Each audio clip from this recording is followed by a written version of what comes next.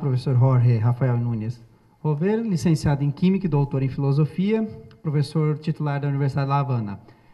Principais responsabilidades, principais atuações, né? Ele foi gestor da área de Ciência e Sociedade do Programa Ibero-Americano CITED, conselheiro a título individual do Conselho Superior da FLACS, na Faculdade Latino-Americana em Ciências Sociais, presidente da Cátedra Cubana de Estudos Sociais de Ciência, Tecnologia e Inovação, membro do Conselho Científico da Rede de Cátedras Ciência, Tecnologia e Sociedade da OEI, coordenador do Programa Nacional de Gestão Universitária do Conhecimento e Inovação para o Desenvolvimento, presidente da Seção de Economia e Ciências da Sociedade Econômica Amigos do País, coordenador da Rede de Desenvolvimento Local da Universidade de Havana, acadêmico titular da Academia de Ciências de Cuba. E, desde o ano 2000, tem publicado uma série de livros, não vou citar aqui, mas deixo para vocês aqui conhecerem alguns trabalhos, ok? Professor, fique à vontade, por favor. Obrigado.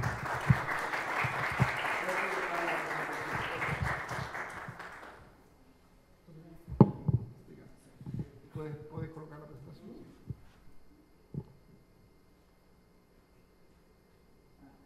Abre.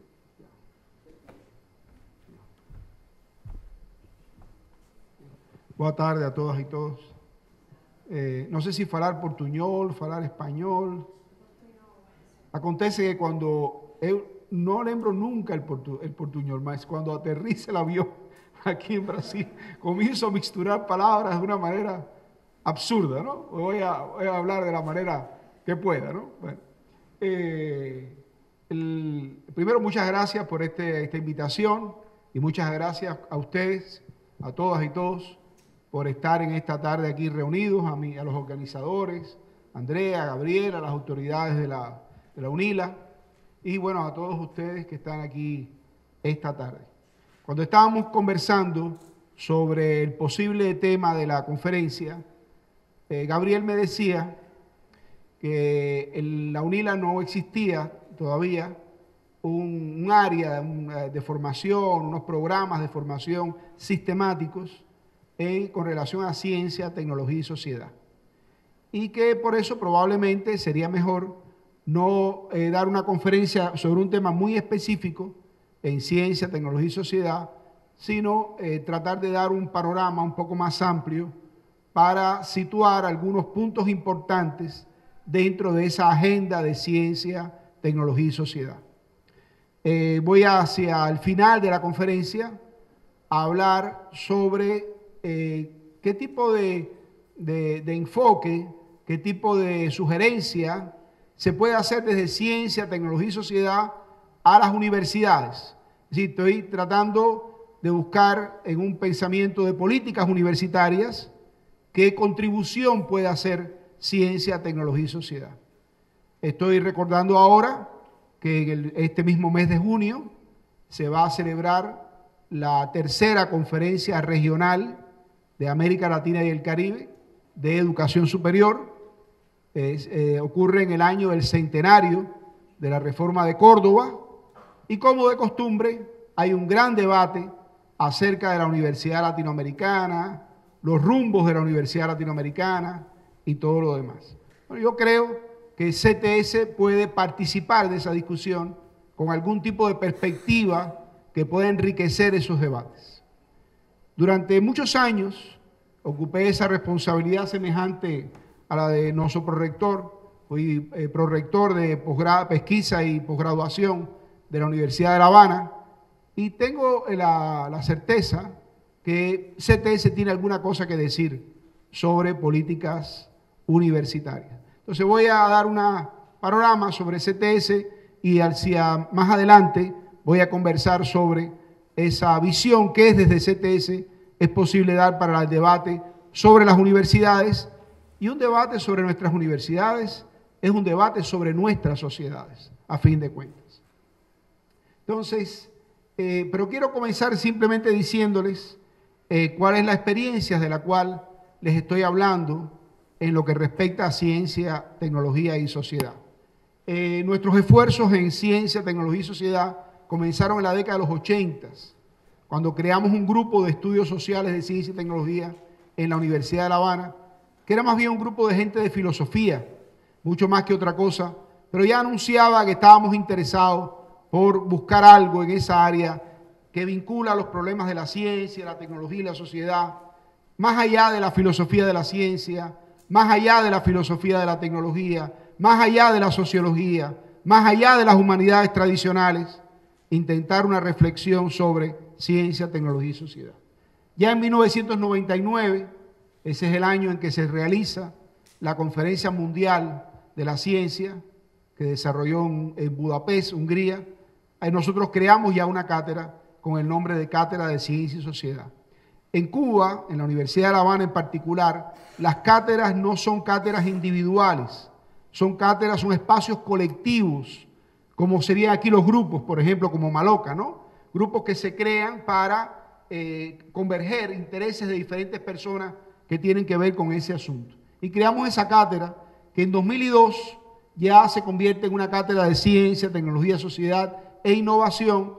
En ese momento la Organización de Estados Iberoamericanos estaba realizando un trabajo bastante significativo en América Latina, en Iberoamérica, y estaba recomendando pues crear unas redes de estas cátedras, y nuestra cátedra pues se resignificó con ese nombre.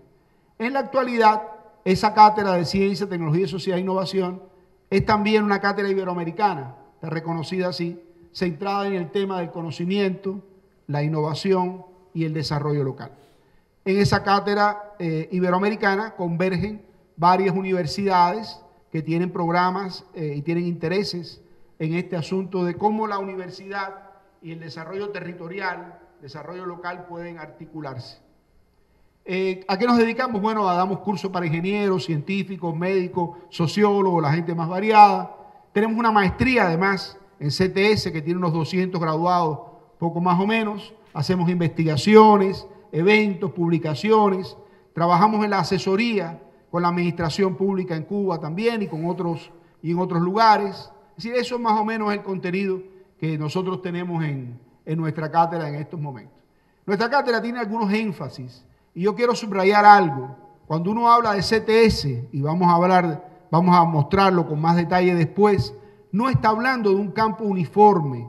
En realidad, CTS es muy heterogéneo, con diferencias a su interior, tanto de tipo cognitivo, de tipo metodológico y también de tipo ideológico. Es decir, hay opciones diferentes a la hora de encarar este fenómeno de ciencia, tecnología y sociedad. Nosotros tenemos algunos intereses puntuales y más específicos en la cátedra nuestra. Por ejemplo, nos interesa mucho la formación de estudiantes, docentes e investigadores, claramente, pero tenemos un interés especial en toda la problemática ética, política, social, que se relaciona con el fenómeno científico y tecnológico.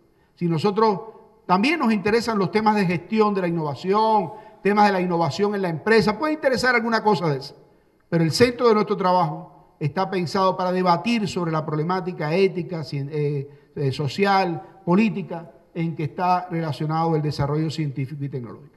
Nos interesa mucho el tema de la función social del conocimiento. Eso nos interesa muchísimo. Nos parece quizás lo más importante del mundo, perdonen el exagero, ¿no? En temas de una universidad, ¿para qué sirve ese conocimiento? ¿Qué función cumple? ¿Cuál es el valor de todo eso? ¿Para qué hacemos lo que hacemos? ¿Para qué nos pasamos una vida entera estudiando y escribiendo? ¿Para qué? Bueno, eso sería la cuestión de la función social del conocimiento. Y en particular nos interesa el papel de la universidad como institución de conocimiento, el papel de la universidad en los procesos de desarrollo. Y en los últimos tiempos estamos trabajando mucho la cuestión de la universidad en el desenvolvimiento territorial. En Cuba tenemos ahí una cierta experiencia, una cierta necesidad de hacer cosas en ese terreno y estamos trabajando en esa dirección. En esos 4 puntos estoy colocando lo que serían para nosotros, digamos, los intereses más importantes en materia de ciencia, tecnología y sociedad. Entonces yo voy a comentar en mi presentación esos temas, qué es CTS, el contexto de emergencia de CTS. Si es importante para entender CTS, dar una mirada al momento en que emerge ese campo, qué está aconteciendo, que está demandando ese conocimiento, porque esa pregunta puede ser importante para después decir, bueno, y si ahora quisiéramos aquí en UNILA desarrollar un programa de CTS, ¿qué justificación tendría? ¿Para qué? Bueno, Bueno, para eso es importante entender en qué contexto emergió CTS en la mitad del siglo pasado y en qué contexto de actualidad, está hoy en día desenvolviéndose CTS a nivel de América Latina y también a nivel del mundo, ¿no? Entonces la pregunta es si CTS nos puede ayudar en algo. Sería esa la cuestión. Si tenemos una serie de problemas evidentes, desde el desenvolvimiento insostenible del planeta hasta la cuestión de las desigualdades sociales más flagrantes, si CTS nos puede ayudar de alguna manera en esas cuestiones. Y entonces voy a meterme después en el tema de la educación superior para hacer alusión nuevamente a este tema de la Conferencia Regional de Educación Superior que va a ocurrir en Córdoba apenas dentro de unas semanas. Esto que ustedes tienen delante ahora es un poco complicado, pero yo lo voy a hacer lo más sencillo posible. Este es un esquema que no es mío. Bueno, sí es mío ahora, porque yo me lo robé y además porque le he hecho modificaciones. Pero ese es un esquema, Renato, que Lea utilizaba con sus estudiantes en la maestría en Campinas. Yo he modificado algunas cosas, pero es un esquema que permite entender la dinámica dentro de la cual se produce la emergencia del campo de ciencia, tecnología y sociedad. Eso es, eso que vamos a ver ahora es un esquema que tiene, en primer lugar tiene, como ustedes ven, los años. Eso es el siglo XX y bueno, y si quieren un poquito lo que estamos ya en el siglo XXI, ¿verdad? En el eje horizontal estaríamos moviéndonos en el tiempo, desde principios del siglo hasta ahora, y hay un ciclo rojo alrededor de los 60, porque le estoy adelantando que más o menos por esa época se considera formalmente la constitución del campo de ciencia, tecnología y sociedad. Y en la izquierda tenemos, de abajo hacia arriba, 3 ejes geopolíticos: América Latina, Estados Unidos y Europa, y 3 tipos de problemas que están colocados más arriba. Arriba la política de ciencia y tecnología. Después el conocimiento y su relación con la sociedad, es decir, si el conocimiento es o no un fenómeno social, si debemos entenderlo o no en la trama de las relaciones sociales, y finalmente el tema de la percepción pública sobre ciencia y tecnología. Yo voy a intentar mostrarles a ustedes en un paseo muy rápido cómo hubo a lo largo del siglo XX y hasta hoy una muy profunda transformación en esas tres cuestiones, en materia de política, en la manera de comprender la dimensión social del conocimiento y en la manera de percibir públicamente la ciencia, como veremos más adelante. Pero eso va a ocurrir en los 3 ejes que he seleccionado. Va a ocurrir en Europa, va a ocurrir en Estados Unidos y va a ocurrir en América Latina. Eso me va a dar pie después para hablar un poco sobre el pensamiento latinoamericano en ciencia, tecnología y sociedad también. Aquí vamos a ver cómo van apareciendo poco a poco diferentes formulaciones.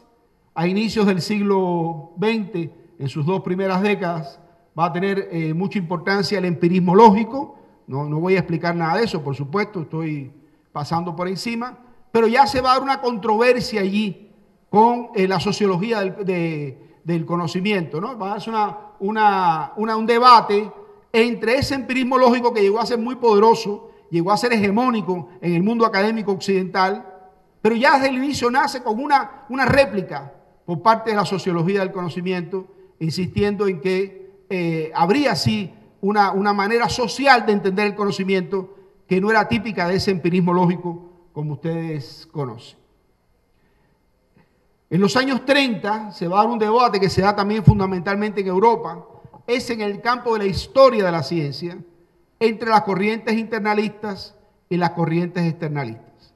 Las internalistas diciendo que la ciencia es un fenómeno que avanza impulsado por sus propias fuerzas, mientras que el externalismo estaría diciendo que ese avance, esa transformación en la ciencia tiene lugar en contextos sociales, en contextos económicos, en contextos políticos y que todo eso tiene una muy grande influencia sobre la ciencia. Internalismo y externalismo van a dar una discusión en aquellos años sobre qué cosa es lo que determina el desarrollo de la ciencia. La propia fuerza interna de la ciencia o las determinantes sociales que gravitan e influyen sobre esa ciencia. Por aquellos años aparece una filosofía de la ciencia emergente, asociado al nombre de Popper, racionalismo crítico, que va a tener muchas diferencias con el empirismo lógico en lo que respecta a la demostración del conocimiento y demás, pero va a conservar esa idea de la ciencia como un fenómeno autorregulado, intentando siempre separarla en lo posible de cualquier cuestión social que pueda influir sobre ellas. En la década en el año 1959 concretamente, de la década del 50 para los 60, aparece el debate sobre las dos culturas, que es un debate que gravita directamente sobre ciencia, tecnología y sociedad. Si es la idea de que esa separación entre la cultura humanista y social por un lado y la cultura científico-tecnológica por el otro, no es beneficioso para la formación de las personas, no es beneficioso para las universidades. Ese conflicto entre culturas no ayuda para nada a la formación integral de las personas. Eso aparece a partir del debate sobre las dos culturas que asocio aquí con C.P. Snow. Y por supuesto no me detengo más en el asunto. Para ese periodo también aparecen otras producciones interesantes, algunas más conocidas que otras. La Escuela de Frankfurt, por ejemplo, con toda una crítica a la enajenación en la tecnología y todo lo demás. Pero aparece también la teoría de la revolución científico-técnica, RST ahí, que es más bien una producción que aparece en el bloque socialista. Y también la ciencia de la ciencia, que también tuvo mucha importancia dentro del bloque socialista. Eran intentos ahora, desde el mundo del socialismo europeo, de buscar producciones teóricas que los ayudaran a conducir los asuntos de la ciencia y la tecnología. ¿Bien? Y por supuesto, todos ellos, y no lo mencioné antes, profundamente influidos por un pensador que no está en estas coordenadas, está antes, que es Carlos Marx. Es decir, estas coordenadas solo se refieren a las producciones académicas dentro del propio siglo XX, pero Max Weber, Carlos Marx, etcétera, están lógicamente influyendo sobre todo eso. En los años 70 y 80 van a aparecer dos producciones muy importantes que ya, como veremos, están vinculados con CTS directamente. Una es la sociología del conocimiento científico, no sociología del conocimiento en general, sino del conocimiento científico, que intenta decir que sí, los intereses de clase, los problemas de género, la raza, el contexto social, tienen una influencia directa sobre la producción de conocimiento científico. Mientras que aquella primera de inicios del siglo no se metía mucho con la ciencia, sobre todo con las ciencias naturales, que las consideraban más privilegiadas, esta va a debatir directamente a través de producciones como el Programa Fuerte de la Universidad de Edimburgo, va a discutir directamente la influencia de todos esos factores sobre el desarrollo científico. Y más adelante, en los 80, aparece la sociología de la tecnología, igual, poniendo en claro que la tecnología es también un proceso social. Como la ciencia es un proceso social, la tecnología es también, y mucho más todavía, un proceso social. Eso tiene mucha importancia, esas teorías tienen mucha importancia, por ejemplo, todo lo de tecnología social que Renato, Hernán y otras personas han desarrollado muy bien, tiene una influencia directa, no solo de esas teorías, de esa sociología, pero también de esa sociología. Ya más pegado a fin de siglo, van apareciendo otras teorizaciones diferentes. Está, por ejemplo, el llamado modo 2 de producción de conocimiento, asociado a Gibbons y un conjunto de autores. Si ya el conocimiento no se interpreta como aquel conocimiento académico, sino al contrario, se entiende que ahora el conocimiento está más vinculado con la práctica, está más vinculado con la realidad, sobre todo económica, básicamente, y que por tanto la evaluación de la ciencia no es un asunto solo de pares académicos, sino que requiere una evaluación social, que la ciencia no se desenvuelve solo en los laboratorios, los espacios académicos, sino desenvuelve en otros espacios sociales. Esa teoría ha tenido bastante influencia en los últimos años y aparecen las teorías de los sistemas nacionales de innovación, vinculadas con Freeman, vinculadas con Lumbald, eso es mucho más reciente, 80, 90 y sigue hasta hoy, que han estado influyendo bastante, sobre todo la teoría de sistemas nacionales de innovación o sistemas de innovación ha tenido bastante influencia en el diseño de las políticas de ciencia y tecnología. Eso es básicamente un panorama, como ustedes ven, de Europa, algunas de las producciones intelectuales más importantes, cómo van evolucionando en el tiempo. Lo que quiero marcar es que esa evolución va avanzando de un no reconocimiento a la dimensión social de la ciencia, incluso de la tecnología no se hablaba prácticamente en aquella época, a un reconocimiento creciente de que la ciencia y la tecnología están profundamente articuladas con la sociedad. Para esa época aparece también un fenómeno que no voy a detenerme en él, que es la guerra de las ciencias, donde, ahí se mencionan algunos autores, se da una batalla feroz en torno a aquellos que defendían la objetividad de la ciencia, sobre todo físicos, científicos, que defienden la objetividad de la ciencia por encima de cualquier otra cosa, y tratan de decir, la gente de ciencias sociales, la gente de humanidades no sabe nada de ciencia, y cuando se pone a hablar sobre estos asuntos de ciencia, simplemente están confundiéndolo todo. Y se pasaron muchas cosas que no voy a contar ahora, pero en el fondo era el debate sobre hasta qué punto la ciencia realmente nos provee o no nos provee de conocimiento sobre el mundo, de conocimiento objetivo sobre el mundo. Podrá no ser verdades definitivas, podrá no ser la racionalidad científica perfecta, pero algo nos dice la ciencia sobre el mundo o no. Ahí se da un debate entre un relativismo, una posmodernidad exacerbada contra una defensa de la objetividad científica. Esa discusión no es una discusión menor, ni es una discusión solamente para pasillos intelectuales. Piensen, por ejemplo, hoy en día, el tema del cambio climático, que tiene una cantidad de evidencia científica tremenda lo del cambio climático. El cambio climático está amenazando a la humanidad fuertemente, pero algunos académicos reclutados, bien pagados, seguramente, y algunos gobiernos del mundo están negando el cambio climático. Están diciendo que es un invento de los chinos para molestar y fastidiar a la economía norteamericana. Entonces, si estamos en una posición totalmente relativista, donde cualquier cosa vale, no hay conocimiento objetivo, la ciencia no tiene nada que decirnos que valga la pena, la ciencia es una construcción social que depende de intereses, entonces lo mismo tiene razón el que está insistiendo en que el cambio climático requiere una actuación política de los gobiernos a nivel mundial, y el que está simplemente negándolo, dándole de espalda a los hechos de la realidad. Pero pasaría igual con el creacionismo, por ejemplo.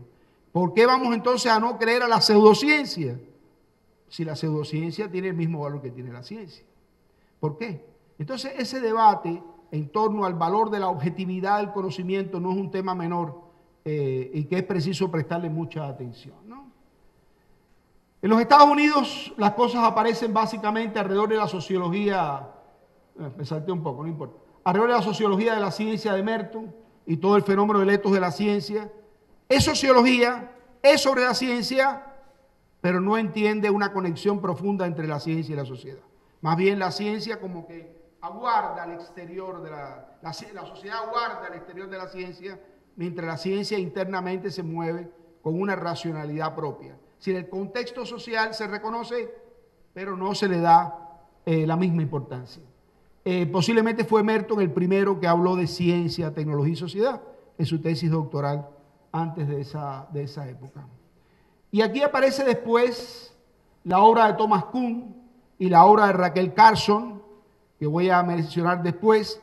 Ese es el momento en el cual comienzan a hablarse, en la mayoría de las narrativas que existen sobre esto, empieza a hablarse de ciencia, tecnología y sociedad. A partir de la obra de Kuhn, un físico norteamericano dedicado a la historia de la ciencia, que produjo una obra que ha tenido una significación mundial extraordinaria, no sé si justificada o no, pero la ha tenido, que es La estructura de las revoluciones científicas, y la obra de una bióloga, Rachel Carson, que publicó un libro que se llamó Silent Spring, la primavera silenciosa. Kuhn representa la reacción académica ¿contra qué? Representa la reacción académica contra el empirismo lógico, contra el racionalismo crítico, representa una reacción contra esa visión de la ciencia que no reconoce para nada la dimensión social y cultural de la ciencia. Entonces es una reacción académica que se da en el mundo académico y que implica una respuesta al positivismo más tradicional. No obstante eso, les digo, Kuhn personalmente era una persona bastante conservadora y sus conclusiones acerca del carácter social de la ciencia tampoco fueron demasiado radicales. Pero en su momento, dicho en los Estados Unidos y con una repercusión para ser publicado inmediatamente en inglés y circulado, tuvo una connotación grande en la crítica a la tradición positivista que venía de principios de siglo. Y Raquel Carson, una bióloga, que publicó un libro demoledor sobre cómo el DDT, insecticida, que se estaba utilizando para, por ejemplo, para combatir la malaria, con éxito, por cierto, sin embargo, era una tecnología que estaría produciendo unos daños extraordinarios, daños de los cuales nadie hablaba, porque lógicamente la industria agroquímica no hablaba de los daños que producía. Acontece igual hoy, la misma cosa. Es decir, producen una tecnología que puede tener unos beneficios, pero también tiene muchos problemas asociados, y de eso no se habla demasiado, porque no conviene a los negocios. Ella colocó por primera vez en los 60, esos dos libros que mencioné aparecen en el mismo año, 1962, colocó en ambos casos, ella colocó el tema del daño de la tecnología, los daños inadvertidos de la tecnología, cómo las tecnologías que creamos pueden resolver ciertos problemas, pero conllevan riesgos a la salud, pueden conllevar riesgo a la vida humana, y los negocios tienden a hablar de eso menos. Voy a hablar de eso después otro poquito más. Aparecen después los estudios cuantitativos, no importa ahora, y hacia fines de los 80, 90, los estudios de género y ciencia, filosofía de la tecnología y cosas por el estilo. Y por abajo estoy mencionando con mucha importancia, y voy a volver sobre eso después, las contribuciones latinoamericanas. Básicamente, primero, las contribuciones de la Comisión Económica para América Latina, CEPAL, hay un brasileño fundamental como fue Celso Furtado, y la teoría de la dependencia, que va a ser un antecedente muy importante de lo que aparece a continuación, que es el pensamiento latinoamericano sobre ciencia, tecnología y sociedad. Muy influido sobre todo por la teoría de la dependencia. Quiero decir desde ahora que aunque fíjense que el siglo XX va llenándose de producciones conceptuales sobre ciencia, tecnología y su relación con la sociedad, este pensamiento latinoamericano que se está desenvolviendo ahí abajo es un pensamiento latinoamericano que tiene su propia lógica de desarrollo. Nace de teorías latinoamericanas como fue la teoría de la dependencia, con alguna influencia quizás del pensamiento estructuralista de la CEPAL, y es un pensamiento que no se basa, no se escribe citando a Kuhn, no se escribe citando a Popper, se escribe citando a autores latinoamericanos y realidades latinoamericanas. Y eso es muy importante que lo tengamos en cuenta, porque ese es un campo de CTS que nosotros tenemos que mirar con mucha atención. Oh, ¿aquí qué pasó?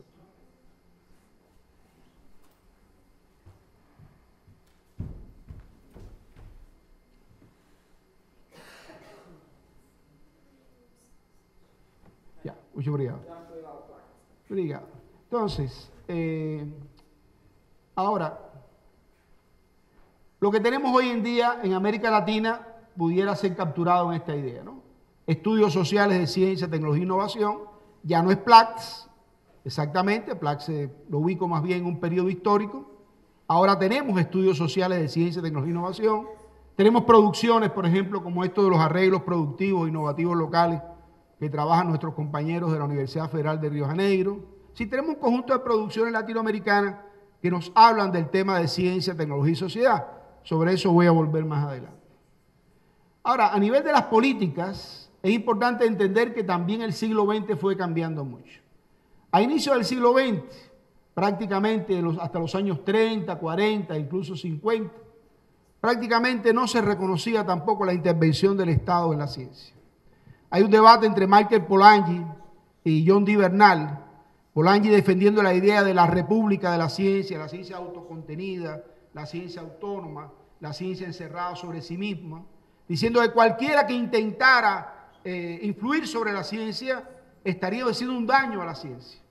Y la posición contraria de John D. Bernal, un inglés, personalidad de la ciencia mundial, que defendía la idea de la función social de la ciencia.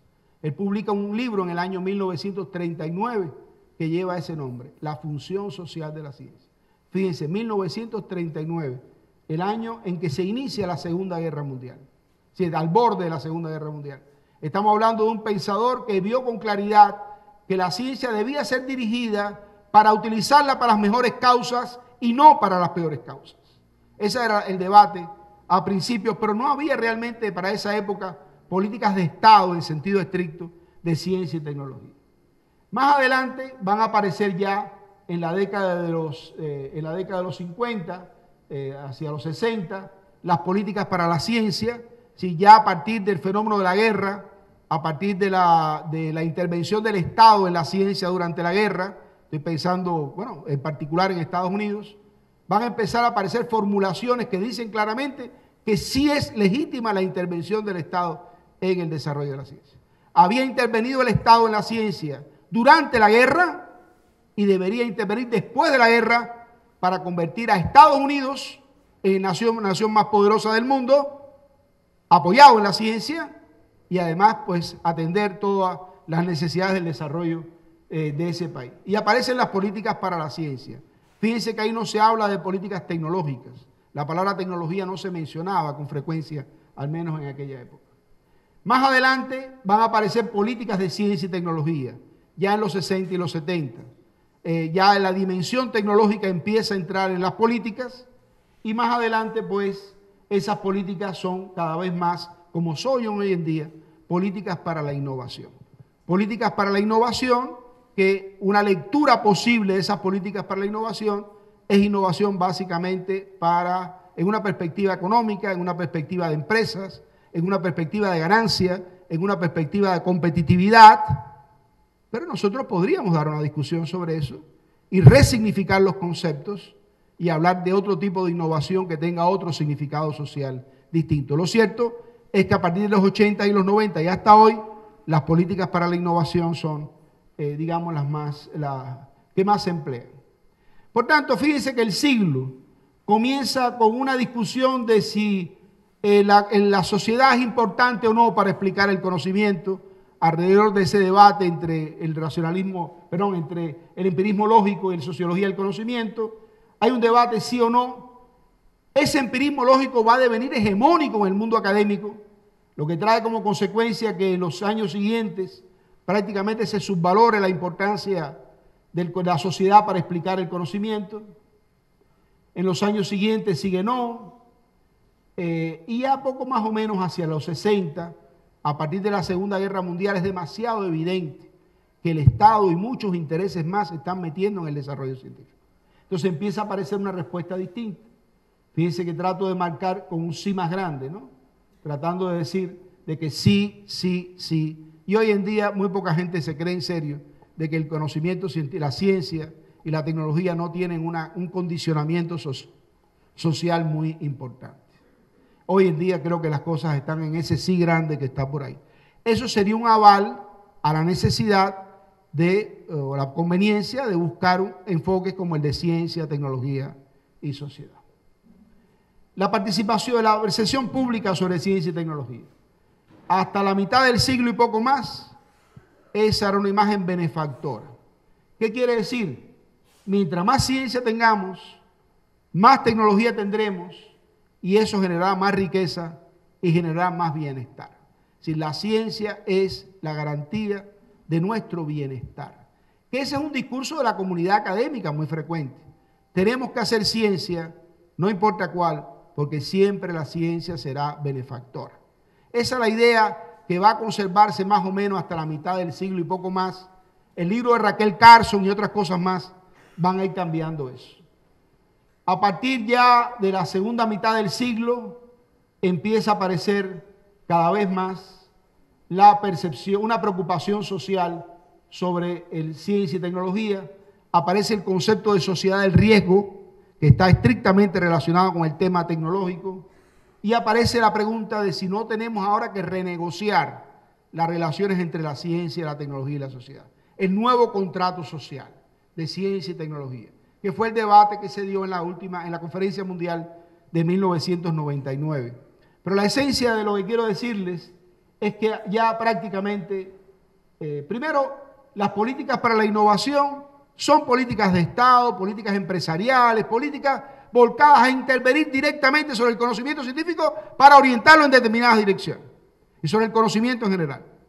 Nadie discute hoy en día, todas esas producciones que ahí aparecen así lo legitiman, que el conocimiento es un fenómeno social, que la ciencia y la tecnología están condicionadas por la sociedad.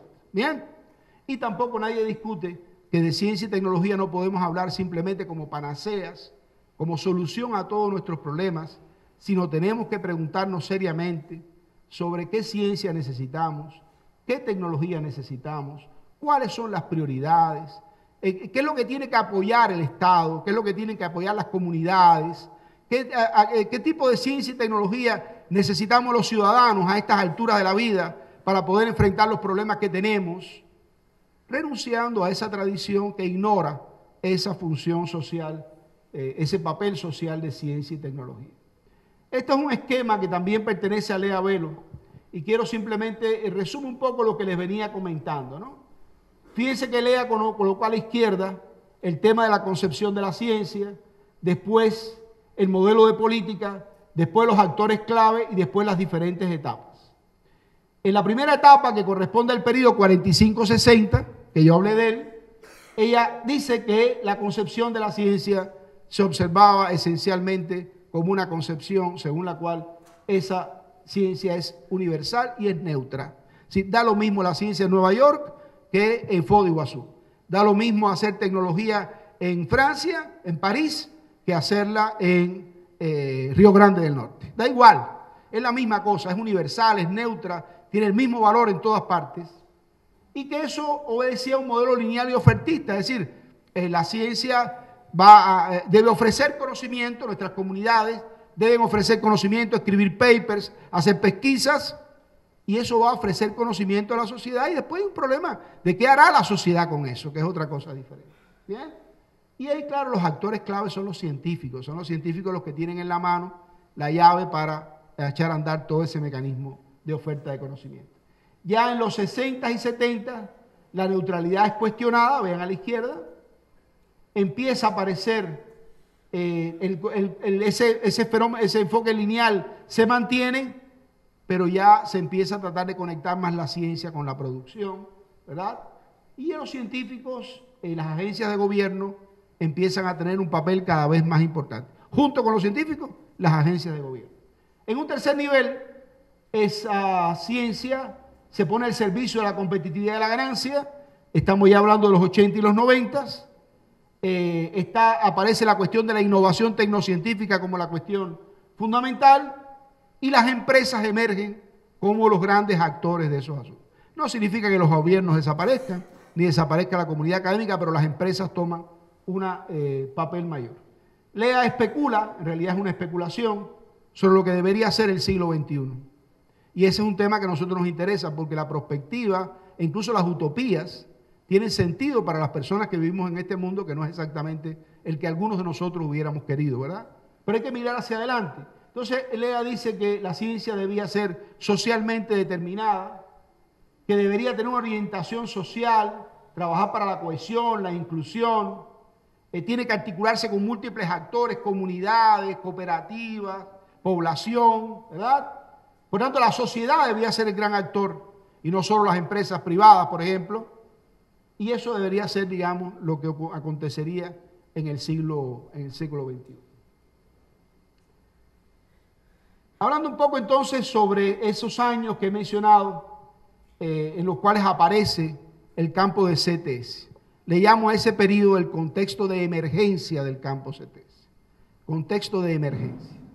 Es el periodo que coincide en el plano intelectual con el debate sobre el positivismo, el rechazo a esa imagen tradicional positivista de la ciencia, y aparece la obra de Kuhn, la obra de Feyerabend, la obra de Lakatos, pero sobre todo la obra de Thomas Kuhn.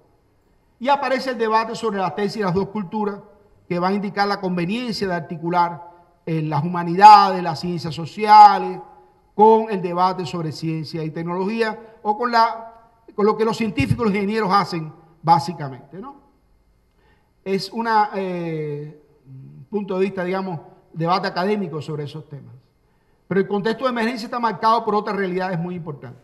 En primer lugar, la Segunda Guerra Mundial, el fin de la Segunda Guerra Mundial. La Segunda Guerra Mundial ha dejado un mensaje, es decir, la ciencia puede ser absolutamente devastadora. La ciencia en manos de ciertos intereses puede matar decenas de miles de personas. Entonces, y además de eso, la Guerra Fría la confrontación entre el bloque socialista, particularmente la Unión Soviética y Estados Unidos, va a traer unos financiamientos delirantes, va a traer una sucesión de producción de armamentos muy grande. Entonces, en esas condiciones, aceptar la neutralidad de la tecnología, la neutralidad de la ciencia, es bastante poco atractivo. Y ese es el periodo, nuevamente, menciono la obra de Raquel Carson, La primavera silenciosa, de 1962, que es un libro fundamental y es un libro muy interesante. Es un libro que sedujo, encantó a dos personas tan diferentes como el presidente John F. Kennedy de los Estados Unidos, que cuando conoció el libro, adoró el libro y se interesó mucho por él, y una persona tan diferente como Fidel Castro, que mandó a publicar ese libro en Cuba en grandes cantidades y lo repartió por toda la gente gratuitamente para que todo el mundo pudiera leer La primavera silenciosa. Es decir, ese es el libro que marca la emergencia del movimiento ecologista. El libro donde primera vez se da un debate público a partir del daño que pueden producir las tecnologías, aun cuando sean tecnologías que resuelven algunos problemas, como era el caso del DDT y los insecticidas. Ese contexto de emergencia está marcado también por problemas evidentes en el control tecnocientíficos, por ejemplo, la industria farmacéutica, los alimentos, todo el tema de la talidomida, todo aquello generó una cantidad de evidencia de que la tecnociencia no necesariamente está garantizada por los científicos que aseguran que ella está bien, no hay problema con ella, no puede ser que haya problema.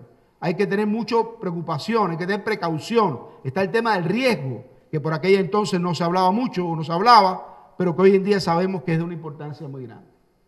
Es una etapa donde el tema ético se vuelve muy importante porque está el tema del debate sobre la guerra, en particular el tema ético entre los científicos. Hoy en día los científicos no suelen tener esas emociones éticas tan fuertes, más bien prefieren mantenerse apartados de estas discusiones porque la racionalidad científica seguramente así lo justifica, pero en aquella época sí, los científicos debatieron muy duro lo que había significado la guerra y la intervención del Estado sobre el desarrollo de la ciencia.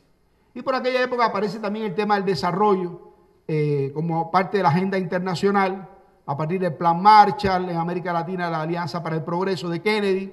Hay un debate y hay una pregunta sobre qué papel la ciencia tiene que jugar en todo ese proceso. Es el periodo en que aparece también la macrociencia, es decir, la ciencia deja de ser un asunto de pequeños laboratorios con poco financiamiento y unos cuantos científicos inteligentes para empezar a ser grandes empresas, grandes centros de producción. Pensemos en lo que, digamos, donde se produjo la bomba atómica o el caucho sintético, por ejemplo. Todo eso eran enormes recursos, enorme cantidad de gente tratando de producir conocimiento científico y aplicarlo, y eso ya es macrociencia. Y eso no se resuelve solamente con intuiciones científicas, eso hay que organizarlo, hay que planificarlo, hay que tener una concepción diferente sobre la ciencia. Y eso es lo que va a ocurrir en aquella época. Es decir, hay un interés por crear conocimiento sobre la ciencia para poder orientar y dirigir la ciencia. Aparecen para esa época, o continúan, como vimos, los de las políticas de ciencia y tecnología, el vínculo Estado, primero el vínculo con el Estado y después las empresas más adelante y todo eso con la ciencia, y ya en ese momento está claro que la neutralidad está bien en discusión, ¿verdad? ¿Qué es CTS? Bueno, CTS es un campo que va a emerger en ese contexto del cual estoy hablando.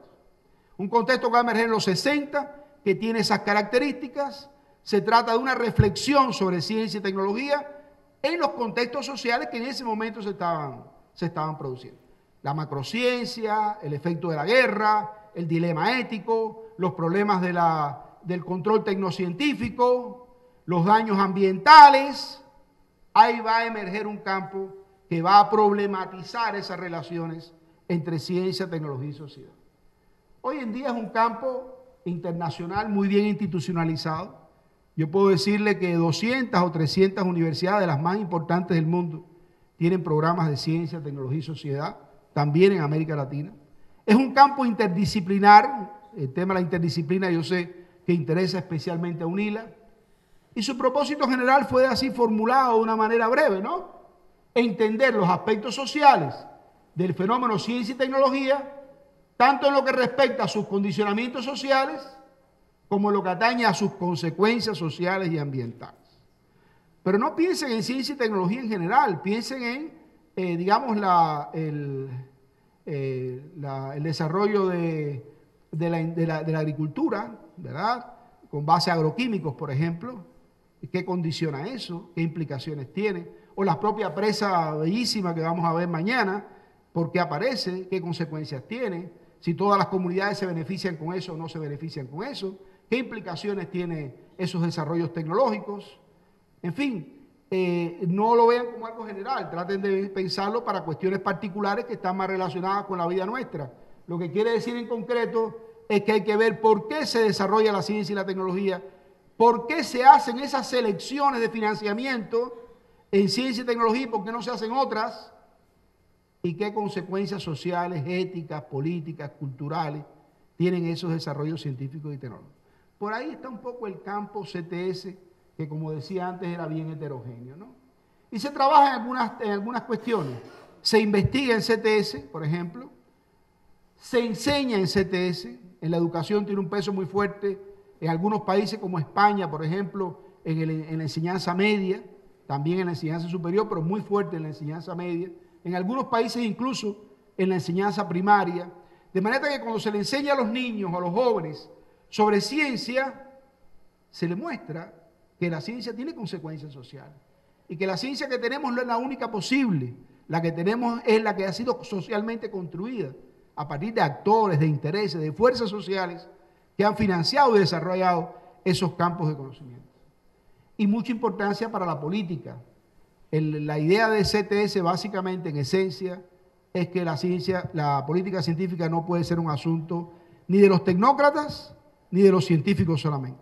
Es un asunto que tiene que dar lugar a una participación pública importante, cosa que con frecuencia no se consigue. Pero por ahí estaría la idea de CTS.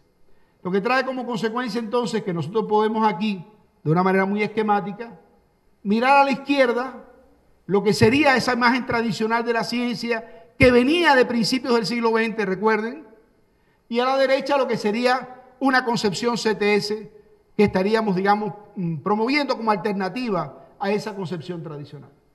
A la izquierda, la ciencia es un conjunto de teorías probadas, verdaderas, punto, más nada que eso. Solo eso. Ciencias probadas y verdaderas. Conocimientos, teorías probados y verdaderos. La tecnología no son más que artefactos y técnicas. En todo caso, ciencia aplicada, por tanto, es esa que está ahí, la ponemos ahí, no pasa nada. El desarrollo tecnocientífico es inexorable, es decir, no tenemos opciones. La ciencia y la tecnología que tenemos es la única posible y la que vendrá a continuación es la única posible también. No pueden los pueblos, no pueden las comunidades, no pueden los países, no pueden los estados tomar decisiones para cambiar ese rumbo y buscar, por ejemplo, digamos, no sé, formas de construir vivienda social diferente a las establecidas canónicamente, por ejemplo, no, porque hay una manera de hacer las cosas que tiene que ver con un desarrollo inexorable de la tecnología. En la reducción de la problemática axiológica, bueno, se acepta que algunos valores pueden influir sobre la ciencia, pero son básicamente la verdad, la eficiencia, la eficacia, solo esos valores. Por tanto, estamos hablando del determinismo tecnológico, la tecnología determina la sociedad, no hay nada que hacer, y por tanto los tecnócratas son los que tienen que decidir sobre las cuestiones de nuestra sociedad. A la derecha estaría la visión CTS. Ciencia y tecnología son no solo teorías probadas, son prácticas humanas, son procesos sociales, están en un entramado de intereses y valores. Y esos intereses y valores no son únicos, están en conflicto. Hay lucha política al interior de las decisiones científicas y tecnológicas. Eso es un poquito diferente que lo que está del lado de la izquierda, ¿verdad? Ahí mismo, la ciencia y la tecnología son procesos sociales. Están condicionados por la economía, por la política, están condicionados por factores educativos. No hay una sola posible lógica de desarrollo de la tecnociencia. Son opciones humanas. Y si somos los humanos los que decidimos, podemos decidir en una dirección u otra. Ahora tienen que darnos la oportunidad de decidir. Que eso es lo que no acontece con demasiada frecuencia. Y los valores no son solo epistémicos o técnicos. Ahí están envueltos valores políticos, sociales, ¿verdad? Éticos. Y es necesario entonces democratizar la ciencia. Hay que abrir la ciencia para un debate público más amplio, porque si es verdad que la ciencia y la tecnología no son lo único importante en este mundo. La ciencia y la tecnología son muy importantes en este mundo. Por tanto, tomar decisiones sobre ciencia y tecnología es tomar decisiones importantes para nuestros países, es tomar decisiones importantes para nuestro futuro. Por tanto, deberíamos participar activamente en esas discusiones. Es lo que CTS básicamente propone. Y esto es de Renato Dagnino, y no voy a explicarlo delante de él porque seguramente cometería errores, pero lo que quiero decirles es que básicamente, Renato, perdóname, fíjense que ustedes cruzan aquí dos ejes, el eje del centro, el eje vertical, refiere al tema de la neutralidad o no de la tecnología, arriba los que la consideran neutra, abajo los que creen que está condicionada por valores, y el otro eje se discute si la ciencia debe ser o no, puede ser o no controlada, pero la tecnología puede ser o no controlada. Ese desarrollo tecnocientífico puede ser socialmente controlado o no controlado. Y ahí surgen 4 variantes. Solamente quiero decirles que si agarran la que está en el extremo derecho abajo, la ciencia se considera condicionada por valores, sí tiene valores detrás de ella, hay valores éticos, políticos, sociales, influyendo sobre ella, sobre la tecnociencia, pero es socialmente controlable. Socialmente controlable en el sentido de que si somos los seres humanos los que la producimos, si muchas veces es el dinero público el que se emplea en hacer eso, claro que deberíamos tener derechos sobre la orientación de todo eso. Y escoger aquella ciencia y aquella tecnología que sea coherente con un proyecto de país, con un proyecto de personas, con un proyecto de grupos humanos mucho más adecuado. Aquí está la agenda del CTS. El CTS se habla de impactos tecnológicos, de evaluación social de tecnologías, de riesgo tecnológico, participación pública, democratización de la política, bueno, y todo eso que ustedes ven ahí. Es decir, es una agenda amplia. Por tanto, colocar ese tema en las universidades, en un programa, abre la posibilidad de discusiones, muchas discusiones distintas, que pueden darse estando en ámbitos separados, pero aquí quedan, digamos, organizados en una misma agenda. Hay algunas tradiciones dentro del CTS, aquí empiezo ya a hablar de las diferencias. En CTS hay una tradición que podemos llamar más activista. ¿Qué quiere decir? Le interesa mucho las consecuencias sociales de ese desarrollo científico y tecnológico. Y está interesada en ver cómo la sociedad puede influir mejor sobre ese desarrollo científico y tecnológico. Por tanto, está orientada a la enseñanza, tratar de llegar a públicos amplios para discutir estas cuestiones, y está muy interesada en la reflexión política sobre ciencia y tecnología. Y ella aparece en una serie de autores, de manera tal entonces que STS, que eso serían las siglas en inglés, la S que está al final sería Ciencia, Tecnología y Sociedad. Science, Technology and Society. Sociedad. Bien, vamos a ver la que viene a continuación. Hay una tradición ahora, que es más académica, llamémosla así, que no se interesa tanto por esto del debate público, ni se interesa tanto por colocar en públicos amplios estas discusiones y participar en política, sino más bien se siente centrada en las cuestiones de la investigación para ver por qué se desarrolla una tecnología, por qué no se desarrolla otra, pero no se implica demasiado políticamente en el asunto, ¿no?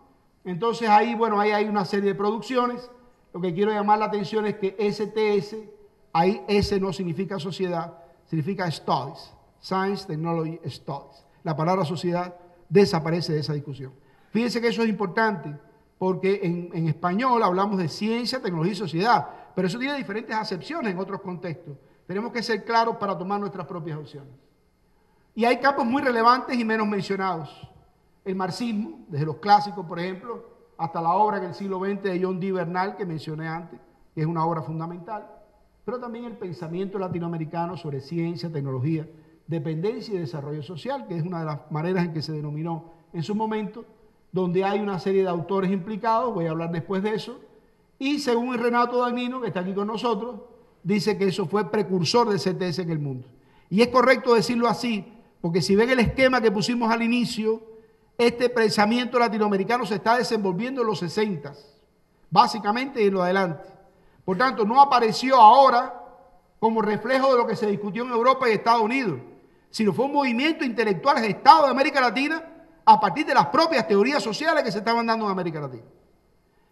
Ahora lo leemos como un campo CTS, pero es difícil encontrar en aquellos autores una mención a Thomas Kuhn o una mención a Karl Popper. Ese no era su punto. Su punto era la dependencia latinoamericana y el debate latinoamericano sobre ciencia, tecnología y sociedad. Por tanto, era posiblemente más un movimiento que una escuela. Es decir, estaban interesados en transformar la realidad, no tanto en hacer una escuela académica en sentido estricto, ni mucho menos. Hay varios trabajos sobre esos temas y todo suele decir que hacia los años 60 se puede ubicar el origen de este campo de pensamiento latinoamericano. Hablo un poquito de Plax ahora. Primero, notar la fuerte influencia de las teorizaciones de la dependencia sobre ellos. Segundo, su énfasis o en gran medida estaba en el subdesarrollo científico y tecnológico y la estrategia de solución para ese desarrollo científico y tecnológico. Y las estrategias pasaban por las políticas públicas, es decir, había que buscar de alguna manera que los estados reaccionaran frente a ese asunto creando políticas adecuadas para ello. Pero a su interior había diferencias ideológicas grandes. Había pensadores más moderados y pensadores más radicales. Esa diferencia ideológica trae que hasta hoy algunos de esos pensadores casi no son mencionados dentro de la comunidad CTS latinoamericana. Amílcar Herrera, pongo a Brasil, Argentina-Brasil, porque aunque era argentino, fue el que fundó todo ese departamento en el cual se formó Renato. Renato fue su alumno y su compañero de trabajo. Entonces, es una figura enorme, Amílcar Herrera. Pero está Jorge Sábato, argentino, también importantísimo, ¿verdad? Sería cosa de hablar de cada uno de ellos y no cabe la posibilidad ahora. Pero esto es Kaparsavsky, que la dictadura argentina le quemó todos los libros, excepto unos ejemplares que fueron escondidos bajo tierra por su compañera sentimental de la época, logró salvar su obra y hoy en día vuelve a circular la obra de Barsavsky, pero fue quemado, literalmente. Él murió después, murió en los 70, murió afectaciones de salud, pero su obra fue muy atacada, pero no solo atacada por los militares, atacada por la comunidad científica también, porque él criticaba mucho el cientificismo. Y hoy en día, hay gente que eso le sigue molestando todavía. Eite López, Brasil, Leonseque, México, Zunkel, Sagasti, Marcel Roche y por supuesto mucha más gente. Fíjense que ahí no había prácticamente un filósofo profesional, no era gente acá del mundo de las ciencias sociales, aunque todos se volvieron notablemente sociólogos, por decirlo de alguna manera, pero venían de las ingenierías, venían de las matemáticas, venían de otro lado, ¿no? Un poquito diferente. ¿Qué compartían todos ellos? La necesidad de transformar la sociedad y la lucha contra la pobreza, las inequidades, el de subdesarrollo, en particular el subdesarrollo científico y tecnológico. Y digo esto porque me interesa hablar un poquito de Plax, porque yo creo que nosotros hoy en día necesitamos todavía, digamos, no tomar aquel pensamiento tal cual. Ha corrido mucha agua en este mundo, hay corrido muchos ríos y hay muchas influencias posibles, pero ese pensamiento hay que sacarlo a flote de esas aguas y hay que ver lo que ahí había, porque sigue siendo, en mi opinión, bastante importante. Las contribuciones tuvieron importancia sobre movimientos políticos, importancia sobre científicos, tecnólogos, sobre planificadores de la región. Es decir, no fue un pensamiento que duró poco tiempo en cuanto a su vigencia plena, porque después vinieron las dictaduras del Cono Sur, vino todo eso y se acabó todo. Muchos de ellos tuvieron que tomar otros rumbos, pero en ese periodo se hicieron cosas muy interesantes.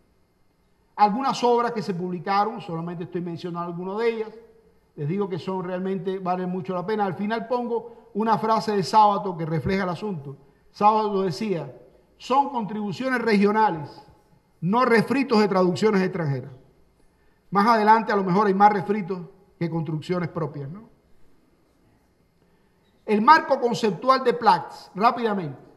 Primero, estoy utilizando expresiones nuestras, pero estoy leyendo ese pensamiento, creo, correctamente. No aceptaban la neutralidad de la ciencia y la tecnología, para nada. Dicho con nuestras palabras, serían construcciones sociales, serían fenómenos que dependen de la sociedad, que están articulados a valores. Yo creo que lo mejor de ese pensamiento, ahí podía haber diferencia, tenían esa visión del asunto. Y que habría que construir un desarrollo alternativo para América Latina. Y ese desarrollo latinoamericano requiere una base de conocimiento específica.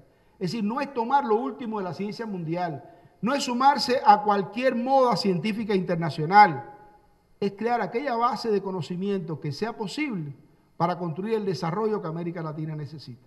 para luchar contra la pobreza, contra las desigualdades, en fin, para el desarrollo económico y todo lo demás, ¿no? Creo que esa es una idea también que estaba presente en aquel pensamiento y que para nosotros sigue siendo hoy importante. Partían de la idea de proyecto nacional, de proyecto de desarrollo como punto de partida. Es decir, el punto de partida es la sociedad, no la ciencia y la tecnología. La S que está al final, CTS, pónganla adelante. SCT o STC, es decir, debe ser la sociedad, el proyecto de desarrollo, el país que queremos, el que ordene la ciencia y la tecnología. Y no esperar que la ciencia y la tecnología nos llenen de maravillas y esas maravillas ya nos van a catapultar al mejor de los mundos posibles. Voy a saltarme esto en aras del tiempo. Marco conceptual. Yo creo que ellos partían de un modelo interactivo que hoy en día es muy claro. Es decir, no es un modelo de que la ciencia va a empujar todas las demás cosas linealmente. No. Un modelo interactivo. Barsky decía esto que está acá. El proyecto nacional interactúa con las políticas de producción y organización. Esto interactúa con la tecnología, interactúa con la ciencia y hay un camino de idas y vueltas. Modelo interactivo. Hoy en día todos los modelos, el modo 2 de producción de conocimiento, el de Sistemas Nacionales de Innovación, todos hablan de modelos interactivos. Aquel pensamiento formuló modelos alternativos, modelos interactivos. Y Sábato, que fue el que hizo la contribución más conocida, hablaba de las interacciones entre gobierno, infraestructura científico-tecnológica y estructura productiva. También nuevamente, muy temprano, en pleno 60, modelos interactivos. No eran muy populares en el mundo esas ideas en esos momentos. La distinción entre innovación tecnológica y capacidad social de innovación. Sí, la innovación tecnológica en la empresa, en la comunidad es importante, pero lo más importante es que las sociedades sean capaces de ser innovadoras, hacerse preguntas propias, elaborar sus propios proyectos de desarrollo, y al interior de eso es que debe entonces la innovación tecnológica ser importante. El énfasis en la tecnología. Si ustedes vieron en el esquema primero, la sociología de la tecnología aparece en los años 80 y este pensamiento en los 60 estaba muy atento al tema tecnológico, particularmente en la obra de Sábato, uno lo encuentra muy bien. El énfasis en la integración regional, un tema que les toca muy de cerca a ustedes. La intención de lograr una imagen global de América Latina, es decir, no solamente trabajar por separado, sino integrarse. Y la comunicación con los legos. Estoy pensando, por ejemplo, en las cosas que escribía Amílcar Herrera en la Folia de San Pablo, por ejemplo, montones de artículos. ¿Para qué? Para comunicarse con la población, para discutir sobre eso, con estos temas con la población. De una manera que realmente, por lo menos lo que he podido leer, me parece muy interesante. Hoy en América Latina, poco más o menos, las personas que trabajan en CTS se ubican en cosas como estas que están aquí. En SOCITE, Estudios Sociales de Ciencia y Tecnología. En la LIX, el capítulo latinoamericano de Globalix. En alguna medida Altec, algunas personas están ahí también. Hay estudios de grado y posgrado en CTS en varios países de la región, Brasil, Uruguay, Argentina, México, Venezuela, Cuba, entre otros. Y se enseña CTS o con enfoque CTS a diferentes perfiles profesionales. Yo creo que en América Latina, en términos de institucionalización de CTS, evidentemente, y de profesionalización, se ha avanzado.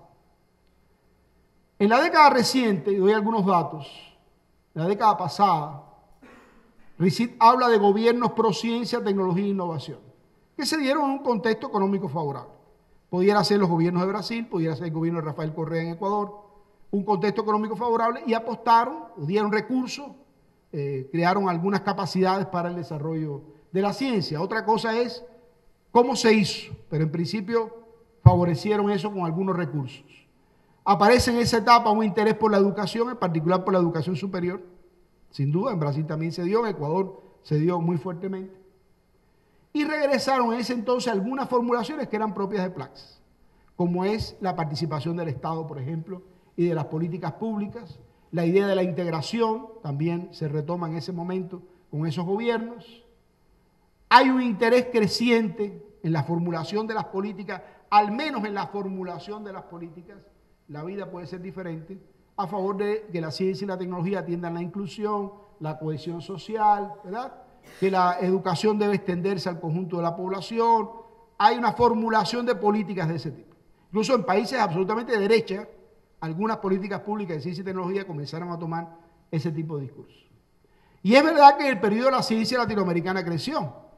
Creció, por ejemplo, en 106, hasta un 106% para un 0,7% del Producto Interno Bruto. La producción científica indexada en Scopus creció, es verdad también, en ese periodo.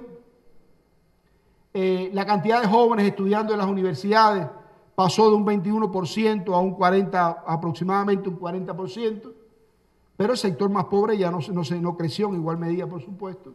Y además hay un problema con la cantidad de gente que se gradúa realmente en las universidades, con edades al menos entre 25 y 29 años. Alcanzó el 3,5% de la inversión mundial.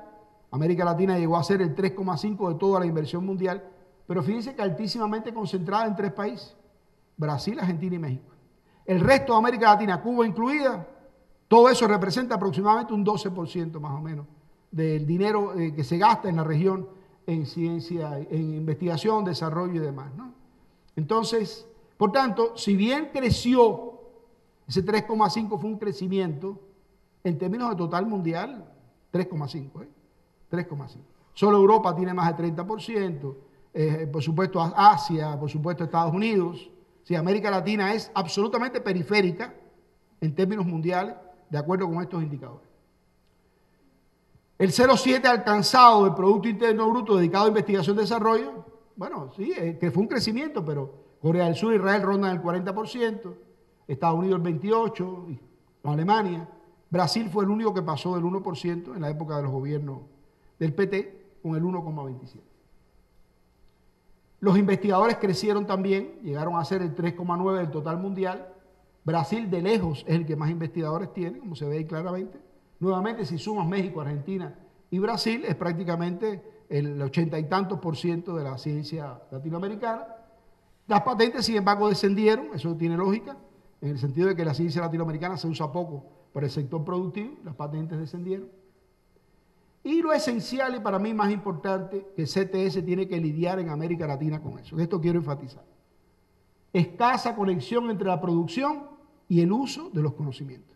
Muchos papers, formación de personas, todo eso está bien, pero el uso social del conocimiento no marcha al mismo nivel. Agendas de investigación no están articuladas a las demandas, tanto de los sectores de la producción, pero sobre todo no están articuladas a los sectores más desfavorecidos. Ocupa muy poco espacio eso en las agendas de investigación. Hay una brecha, hay políticas sociales para el hambre o para la vivienda o para la salud, pero eso se vincula muy poco con las políticas de ciencia y tecnología. Las políticas sociales se piensan más bien como el Estado dando algunos recursos para mejorar algunas condiciones, pero se incentiva poco la investigación científica y el desarrollo tecnológico para la atención a esas desigualdades. Y hay un círculo que se retroalimenta entre desigualdad y escasa innovación. Se alimentan uno a otro, porque los sectores económicamente más favorecidos básicamente viven de la tecnología que se importa. Por tanto, quienes más necesitarían de una tecnología propia y local para atender sus necesidades serían los grupos más desfavorecidos. Pero a eso no se le pone la plata. Entonces, menos innovación y más desigualdades, y ahí vamos en esa marcha latinoamericana. Porque hay una relación entre lo técnico y lo político, y lo pongo entre comillas porque la distinción entre técnico y político creo que es muy relativa. Hay una frase ahí de Finberg, dice: la tecnología es un espacio de lucha social en el cual proyectos políticos alternativos están en pugna. ¿A qué se refiere eso? A que las opciones tecnológicas, si vivienda para los pobres o vivienda para los ricos, si vamos a desarrollar agricultura orgánica o vamos a desarrollar los agronegocios, ahí hay un debate político metido ahí adentro. Problema de intereses políticos metidos ahí adentro. Si la tecnología, las opciones tecnológicas no son solo cuestiones técnicas o de aplicación de la ciencia, representan o reflejan intereses políticos en pugna. Las selecciones técnicas no solo son técnicas, son también políticas. Esa sería una visión desde ciencia, tecnología y sociedad. ¿Cuál es el contexto actual de CTS? Estamos viviendo lo que pudiéramos llamar una sociedad capitalista del conocimiento. No una sociedad del conocimiento, una sociedad capitalista del conocimiento, donde la privatización del conocimiento, donde el capitalismo académico está realmente muy fuerte, ¿verdad? Y entonces esto de conocimiento para qué, conocimiento para quién. Estamos en un periodo de dominio del capitalismo monopolista transnacional. Es verdad que han emergido algunas alternativas, progresistas, algunas denominadas socialistas, bien, pero solo como alternativa, y ahora mismo estamos viviendo un proceso de retroceso de todas esas cuestiones, ¿no? Y estamos bajo la Agenda 2030, eso quiero mencionarlo, y los Objetivos de Desarrollo Sostenible, por eso he traído esta lámina. Esta es la Agenda 2030 y los Objetivos de Desarrollo Sostenible. Por supuesto no los voy a explicar ni mucho menos, pero en septiembre de 2015 en las Naciones Unidas, todos los países del mundo, Brasil incluido, Cuba también, se reunieron y tomaron la decisión de que había 17 objetivos que había que atacar duro para la sobrevivencia del planeta. Y ahí están esos objetivos. Eso no se puede hacer y no se va a lograr de ninguna manera si no cambia el rumbo de la ciencia y la tecnología. Porque para poder atender los temas de otro tipo de atención al medio ambiente, por ejemplo las energías renovables, eso requiere otro rumbo, requiere otras decisiones, también en materia de ciencia y tecnología. Por tanto, Objetivos de Desarrollo Sostenible, Agenda 2030, tienen que estar de alguna manera articulados también a decisiones científicas y tecnológicas. La Comisión Económica para América Latina, que es la representante para la región, la coordinadora de estos objetivos, no voy a detenerme en esto, pero fíjense cuál es el primer asunto que la CEPAL considera prioritario para América Latina y el Caribe en los Objetivos de Desarrollo Sostenible: la lucha contra la desigualdad. Eso sería un mensaje importante también para CTS, cómo desde la ciencia y la tecnología se pueden atenuar las desigualdades. El contexto actual en la emergencia de un conjunto de epistemologías, modo 2 y modo 3, triple hélice, en fin, otras tecnologías como la complejidad, la bioética, el enfoque postcolonial, los enfoques de género. Hay una pluralidad de enfoques tremenda que no existían en los 60. Ese es el enfoque actual de CTS. CTS tiene que dialogar con todo eso, tiene que entenderse con todo eso o criticar todo eso, pero ese es el contexto intelectual donde se está dando CTS en la actualidad. Los graves problemas sociales vinculados a ciencia y tecnología, cambio climático, transgénico, riesgos tecnológicos, impactos culturales. Hay un relanzamiento de la carrera armamentista, no solo por Estados Unidos, también Rusia, China. Están otra vez los financiamientos para la guerra en los puntos más altos. Pareciera que después que desapareció el campo socialista europeo, ya no había enemigos. Pues hay enemigos otra vez. Entonces hay una carrera delirante de inversión en ciencia y tecnología para la guerra.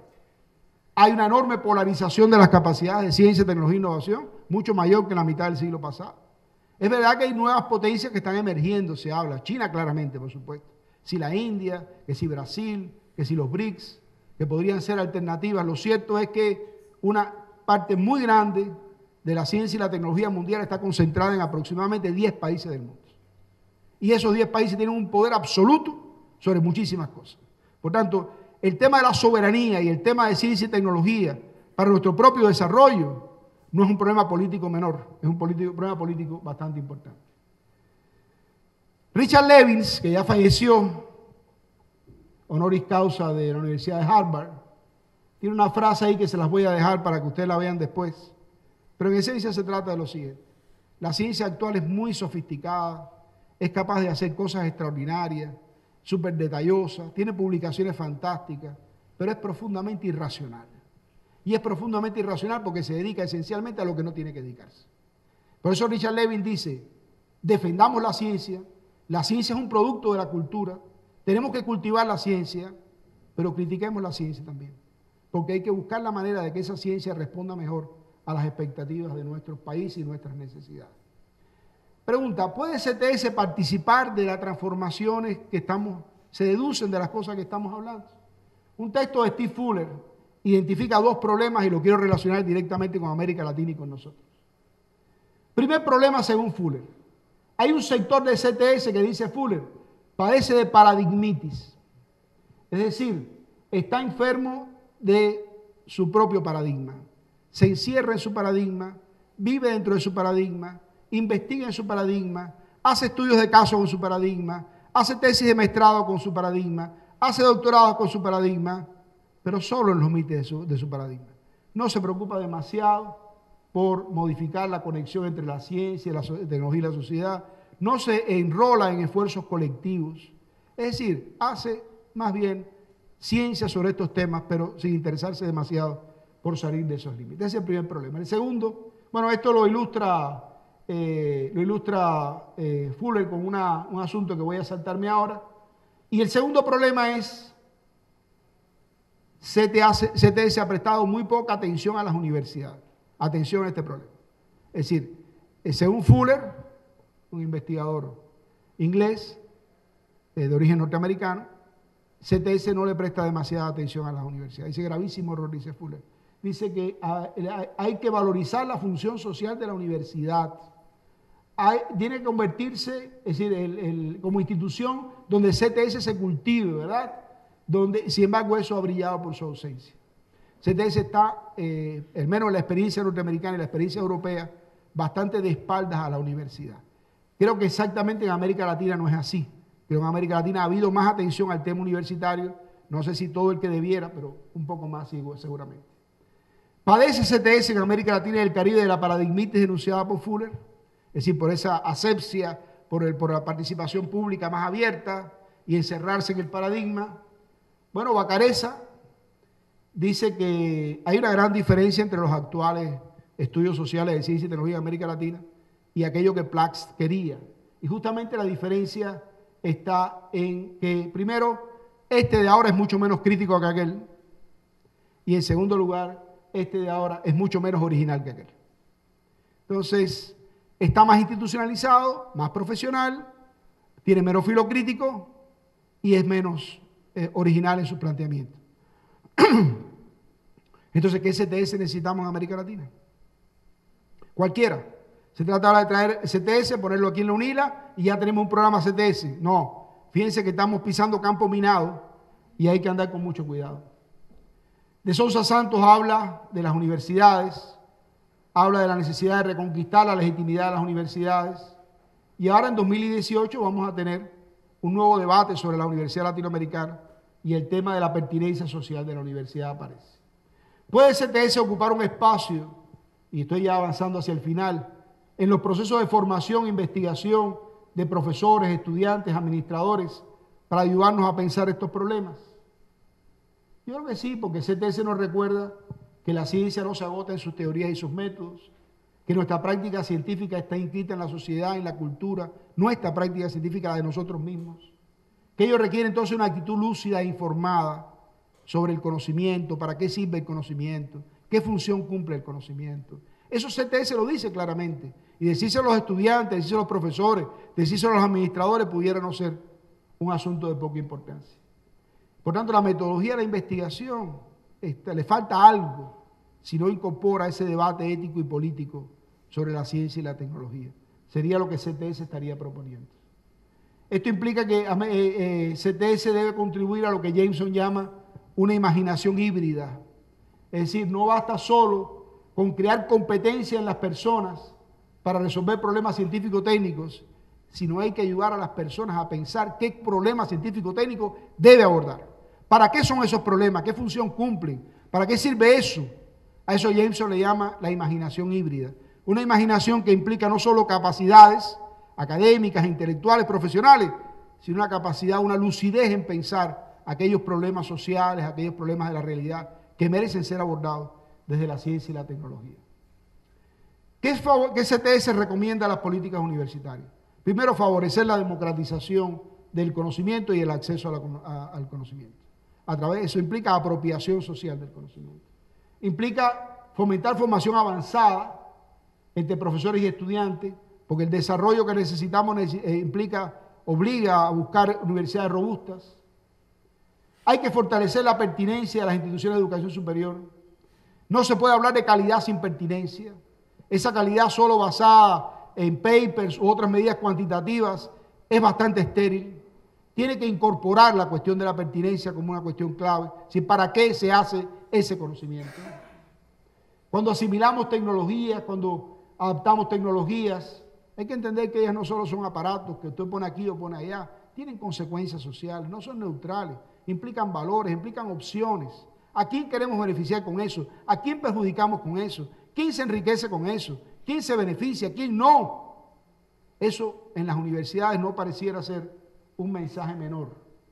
Hay que superar el modelo ofertista y trabajar con las comunidades, trabajar con las cooperativas, trabajar con los sectores productivos, hay que interactuar. La interactuar viene, como ustedes vieron, del pensamiento latinoamericano, pero hoy en día es algo bastante internacional, ¿no? Interacciones con otros actores, les decía, alinear las agendas de formación e investigación con necesidades, puede ser del sector productivo, puede ser de las comunidades, de los sectores postergados, bien, vincular esas agendas de investigación. Fortalecer la transdisciplinaridad, seleccionar adecuadamente los indicadores y los sistemas de evaluación. Estoy dando ahí una referencia al manifiesto de Leiden, que es una reacción desde el mundo desarrollado con respecto al privilegio absoluto de los papers como medida y valor de la ciencia. Eso no solo está en América Latina como una discusión muy fuerte que va a llegar a la conferencia regional, se los aseguro, de educación superior, sino que incluso es un mensaje que está llegando a los países desarrollados. Publiquemos, sí publiquemos, pero no solo publiquemos. ¿Qué hacemos con eso? ¿Para qué trabajamos? ¿En qué investigamos? Los sistemas de evaluación de los profesores y las universidades han ido reduciendo prácticamente a los papers todo el universo de lo que vale la pena hacer. Y eso no es necesariamente, o creo yo, lo que nuestros países necesitan. CTS invita a articular equipos interdisciplinarios que asuman problemas sociales relevantes, que reclamen conocimiento e innovación. Trata de que los procesos de formación tengan una orientación práctica. Debe ayudarnos a pensar de manera holística los desafíos que enfrentamos. Fíjense los desafíos. Por un lado, los modelos de desarrollo. Tenemos que cambiar el desarrollo insostenible y desigual que tenemos ahora. Tenemos que avanzar en un desarrollo sostenible e inclusivo. Pero eso implica otras maneras de producir, difundir y usar el conocimiento. Eso implica otras universidades. Podemos engañar y pensar que vamos a optar por otro desarrollo y dejar igual, tal y como están las cosas en materia de conocimiento, y decir que las universidades también así como están y no tenemos que modificar nada. Eso no parece funcionar, por lo menos de la perspectiva que les estoy proponiendo. Y aparece ahí un conjunto muy variado de propuestas que valdría la pena discutir y no es el momento, pero que dan luz sobre la importancia de modificar nuestras prácticas científicas y tecnológicas. Ciencia de la sostenibilidad, ciencia socialmente determinada, tecnología social, innovación responsable, justicia tecnológica, innovación transformativa, que ahora mismo tiene un peso muy importante en la Universidad de Sussex. Europa lanzando la idea de una innovación diferente, con otras finalidades sociales. Le llaman innovación transformativa y por supuesto ahí siguen muchas cosas más, ¿no? Y hay también otros conceptos, universidades para el desarrollo, universidades volcadas al desarrollo. La Unión de Universidades de América Latina ha creado una red de desarrollo local que vincula universidad y desarrollo local. Y en Cuba hemos creado UCIT, Universidades y Desarrollo Territorial, como un matrimonio estrecho que tiene que trabajar conjuntamente. Y eso es lo que ustedes ven aquí en las imágenes. Aquí se trata del desarrollo de simientes, de semillas. ¿Quiénes participan de eso? Estamos hablando de Cuba, es un ejemplo de Cuba. Una red que está en más de 50 municipios cubanos, de unos ciento y tantos, más de 50 municipios cubanos. Campesinos, pesquisadores, gobiernos, trabajando conjuntamente para el desarrollo de una agricultura sostenible, en gran medida agroecológica, pensando en la salud de las personas, que genera trabajo y genera además cierta autonomía, porque el tema de la simiente es un tema muy importante en términos de poder. Quien tenga la simiente, tenga la semilla, tiene un poder muy importante. Aquí se socializan esas prácticas de mejoramiento de semillas con los campesinos. ¿Quién lo hace? Los centros de investigación mejor preparados para hacerlo. Pero ¿quién toma la decisión? El campesino. ¿Quién toma la decisión? El productor directo, en un diálogo horizontal que no es muy frecuente en el mundo de la ciencia. Y les pongo otro ejemplo. Esto es producción local de materiales de construcción. Producir vivienda a escala local con materiales locales. Bueno, eso parece ser un poco de barro y un poco de madera. No. Ahí detrás de eso hay un programa de formación de doctores, detrás de eso hay unas líneas de investigación importantes para producir materiales nuevos para construir vivienda social. Vivienda que sea capaz de enfrentar huracanes, por ejemplo, que en Cuba son muy frecuentes. Eso requiere mucho conocimiento, eso no es cualquier cosa. Por ejemplo, recientemente han producido un tipo de cemento que es una novedad mundial, lo hicieron conjuntamente con una universidad belga, un tipo de cemento que es casi cero carbono. Eso ahorra considerablemente el daño al ambiente. En fin, es una cosa maravillosa, pero eso no salió de la nada. Hay muchos años de pesquisa detrás de eso. Pero esas personas que ustedes ven ahí son las personas de las comunidades.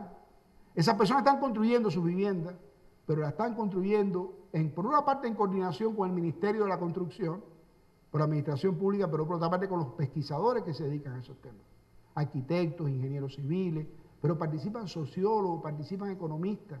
Porque usted no puede llegar con una vivienda a un lugar y que la gente diga, ¡ah, qué felicidad! No, hay que explorar la circunstancia social de ese lugar, porque la tecnología no funciona igual en cualquier parte. La tecnología es social, la tecnología es un proceso social. Implica tomar en cuenta las características culturales, económicas, políticas. Hay que tener sensibilidad social para poder avanzar en el cambio tecnológico.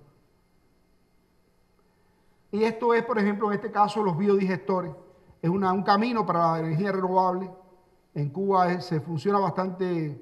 Sí, en Cuba hay una base de la producción de puerco, de porcina. Es muy grande y entonces los biodigestores pues tienen ahí una oportunidad grande. Pero eso que es tan simple, un biodigestor para generar energía renovable, parece simple, pero igual es de una complejidad social y técnica bastante grande. Eso también lo hacen grupos universitarios que participan directamente con los pobladores de los lugares. Y ahí termino. Muchas gracias.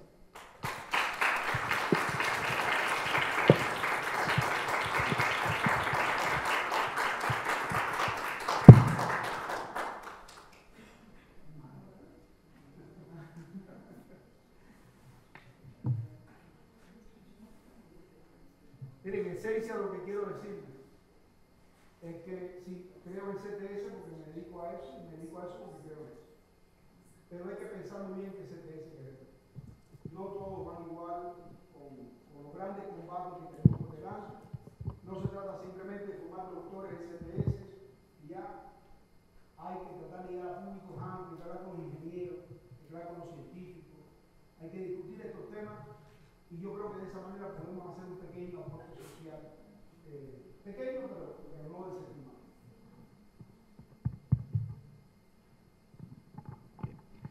Bom, pessoal, então, primeiramente eu agradeço, então, ao professor Jorge, né, pela excelente aula aí que deu, né, que adensa só uma vida inteira, né, de pesquisas e produção de conhecimento e uma reflexão, né, muito orgânica, né, com a vivência que tem, né, no contexto cubano, inclusive.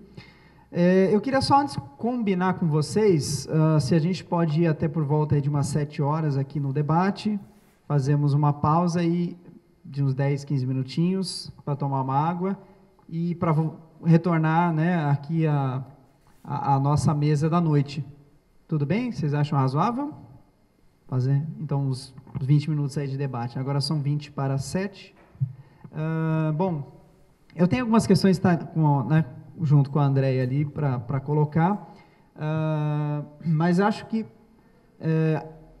começaria, na verdade, comentando, né, esse panorama, né, que o professor colocou sobre a produção de... Esse debate, né, epistemológico, né, de alguma maneira, né, que acompanhou aí, pelo menos, ao longo do século XX, porque nos dá a possibilidade de nos situar melhor historicamente. Acho que teve uma das grandes contribuições, né, da sua fala nesse sentido, ou que a gente gostaria, que acredita que cumpriu, de mostrar para os presentes, né, aqui temos, inclusive, alunos de graduação que, né, bravamente estão aqui, né, resistindo aí ao frio, às agendas, né, estão aqui compartilhando conosco, acompanhando o debate que é fundamental, né, para nós, né, na minha concepção. Acho que esse final, né, foi fundamental também para eles terem uma noção de como é que isso pode se materializar, né? Então, para passar a palavra aí para as pessoas que gostariam de fazer a pergunta, eu só gostaria, então, de deixar o meu primeiro questionamento sobre esta questão do histórico, né? Você pontuou bem a questão do Placht, né? Ou como é que ele se situa nesse ambiente, suas premissas, né? Os seus horizontes, os seus desejos, os seus intuitos, né? E me parece que aqui na UNILA, ainda que a gente não tenha diretamente, né, um conhecimento sobre esse histórico, ele não seja debatido exatamente, né, dessa forma como você colocou, fico bastante feliz, porque me parece que a gente tem bastante sintonia, eu consigo identificar bastante sintonia com o que você apresentou, né, desse ideário aí da sociedade, né, sendo esse motor da produção científico-tecnológica, né, e essa inversão que você coloca de SCT, né, que eu acho que é fundamental também pensar isso, né, essa dimensão social da ciência e da tecnologia. Então, a minha primeira pergunta, aí depois eu já passo para os demais, é como você entende, né, na sua experiência aí latino-americana, esses diferentes cenários, né, e as perspectivas hoje para a CTS, né, dentro aí do horizonte latino-americano, né, para a gente pensar um pouco. Você já anunciou algumas coisas na fala, mas se a gente pudesse explorar um pouco, então, de novo, sendo mais objetivo, como você avalia hoje essa produção científico-tecnológica, tendo em vista o horizonte social, o horizonte de uma alternativa a essa produção tecnocientífica capitalista, né? Como você vê isso hoje em termos de América Latina, né? Que possibilidades ou experiências que você viu que nos deixariam aí, seriam estimulantes, né? Como as que você mostrou em Cuba.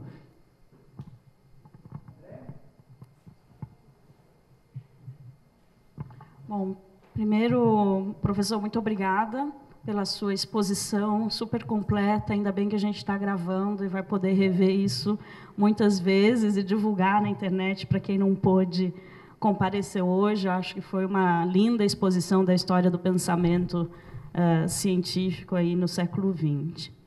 Eu tenho 3 questões específicas, né?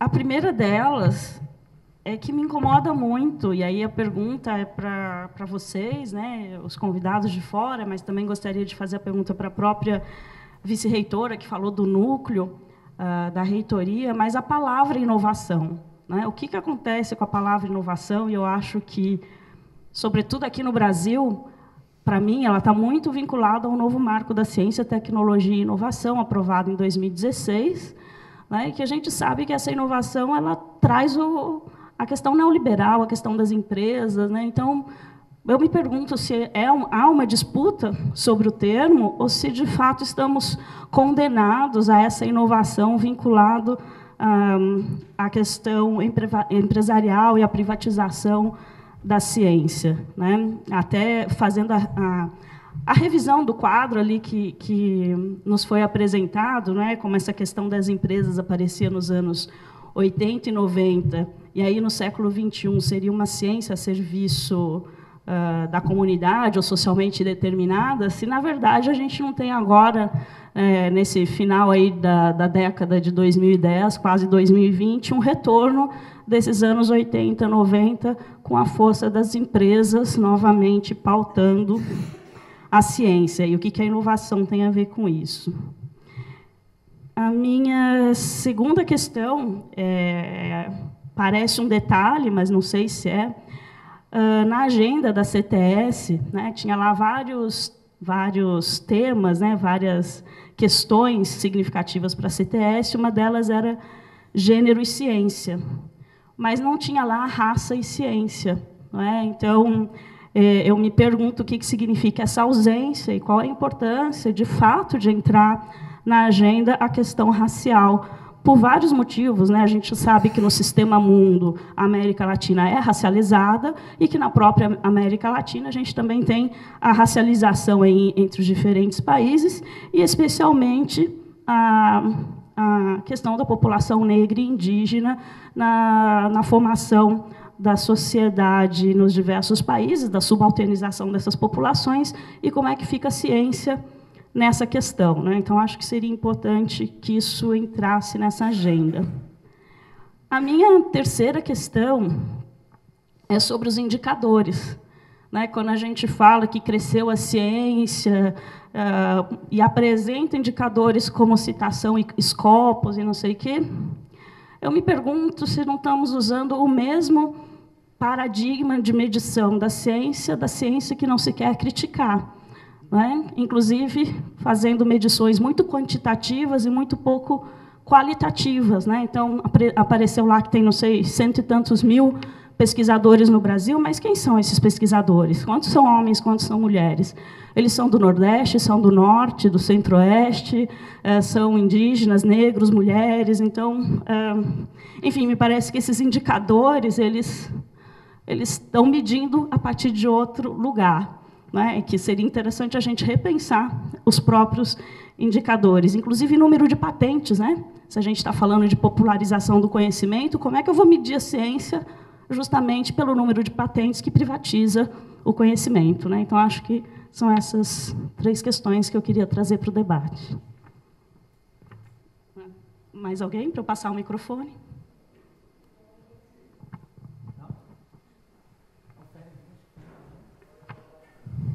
Bom, gente, boa tarde. Meu nome é Ferenc. Fica difícil aqui pensar em algumas perguntas, né? Porque a apresentação foi muito ampla, né? O que abre margem para perguntar em diferentes temas. Mas vou tentar me restringir a um que a gente está sentindo reflexo, né? Hoje, especialmente, né? Com relação até ao corte de combustíveis, que tem uma relação direta com a nossa dependência, né? Nossa relação de dependência, em que a tecnologia não cabe a nós aqui do Sul, né? A gente tem aí uma das maiores, né? Uma das maiores empresas de produção de tecnologia em relação à produção de petróleo, né? Que é a Petrobras, né? Com tecnologia, inclusive com tecnologias exclusivas, né? Especialmente na exploração do pré-sal, o que, em algum nível, não diria que é uma novidade, mas é uma particularidade, né? Ou uma excepcionalidade da nossa história, você ter empresas do Sul com tecnologias exclusivas no mundo, né? E por fim, não foi um processo simples de produção, né? Como qualquer outra tecnologia, necessita de grandes investimentos, capacidade humana habilitada para isso, formação, né, de recursos humanos.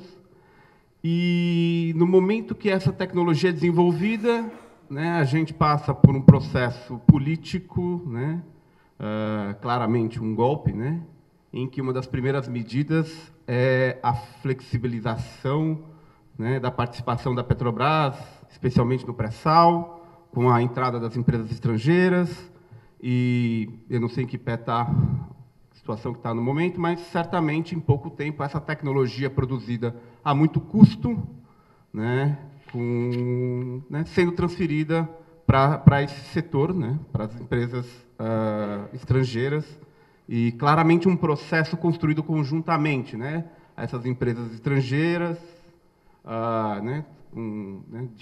associadas aos países centrais, com força de intervenção política, né, para captar essas tecnologias.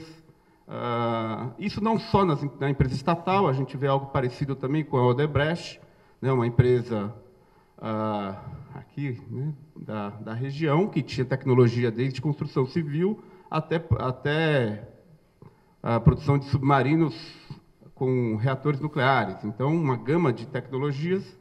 E, muito bem, essa empresa, já do setor privado, também sendo desmontada, né, num movimento, então, de desconstrução da tecnologia, no caso brasileira, e podemos dizer latino-americana. Então, esse processo é muito difícil de se desenvolver, né? A gente, quando conquista, né, a partir de pequenos avanços, tem um movimento dos países centrais de desestruturar a nossa produção tecnológica. Algo parecido aconteceu no Paraguai, né, quando estava se estruturando como uma grande potência, com produção de tecnologia, vem a intervenção da Inglaterra num processo equivalente, não permitindo que os países do Sul ou os países dependentes desenvolvam tecnologia.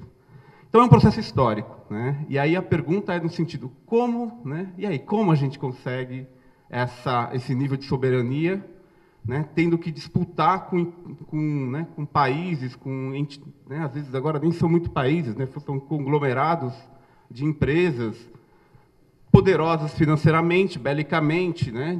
Tem várias ferramentas usando o sistema midiático, o dinheiro, o poder, para intervir e destruir qualquer possibilidade nesse sentido de domínio de tecnologia ou de avanço. Como? Né? Como a gente consegue superar essa estrutura que claramente está vinculada ao modelo de sociedade que a gente vive?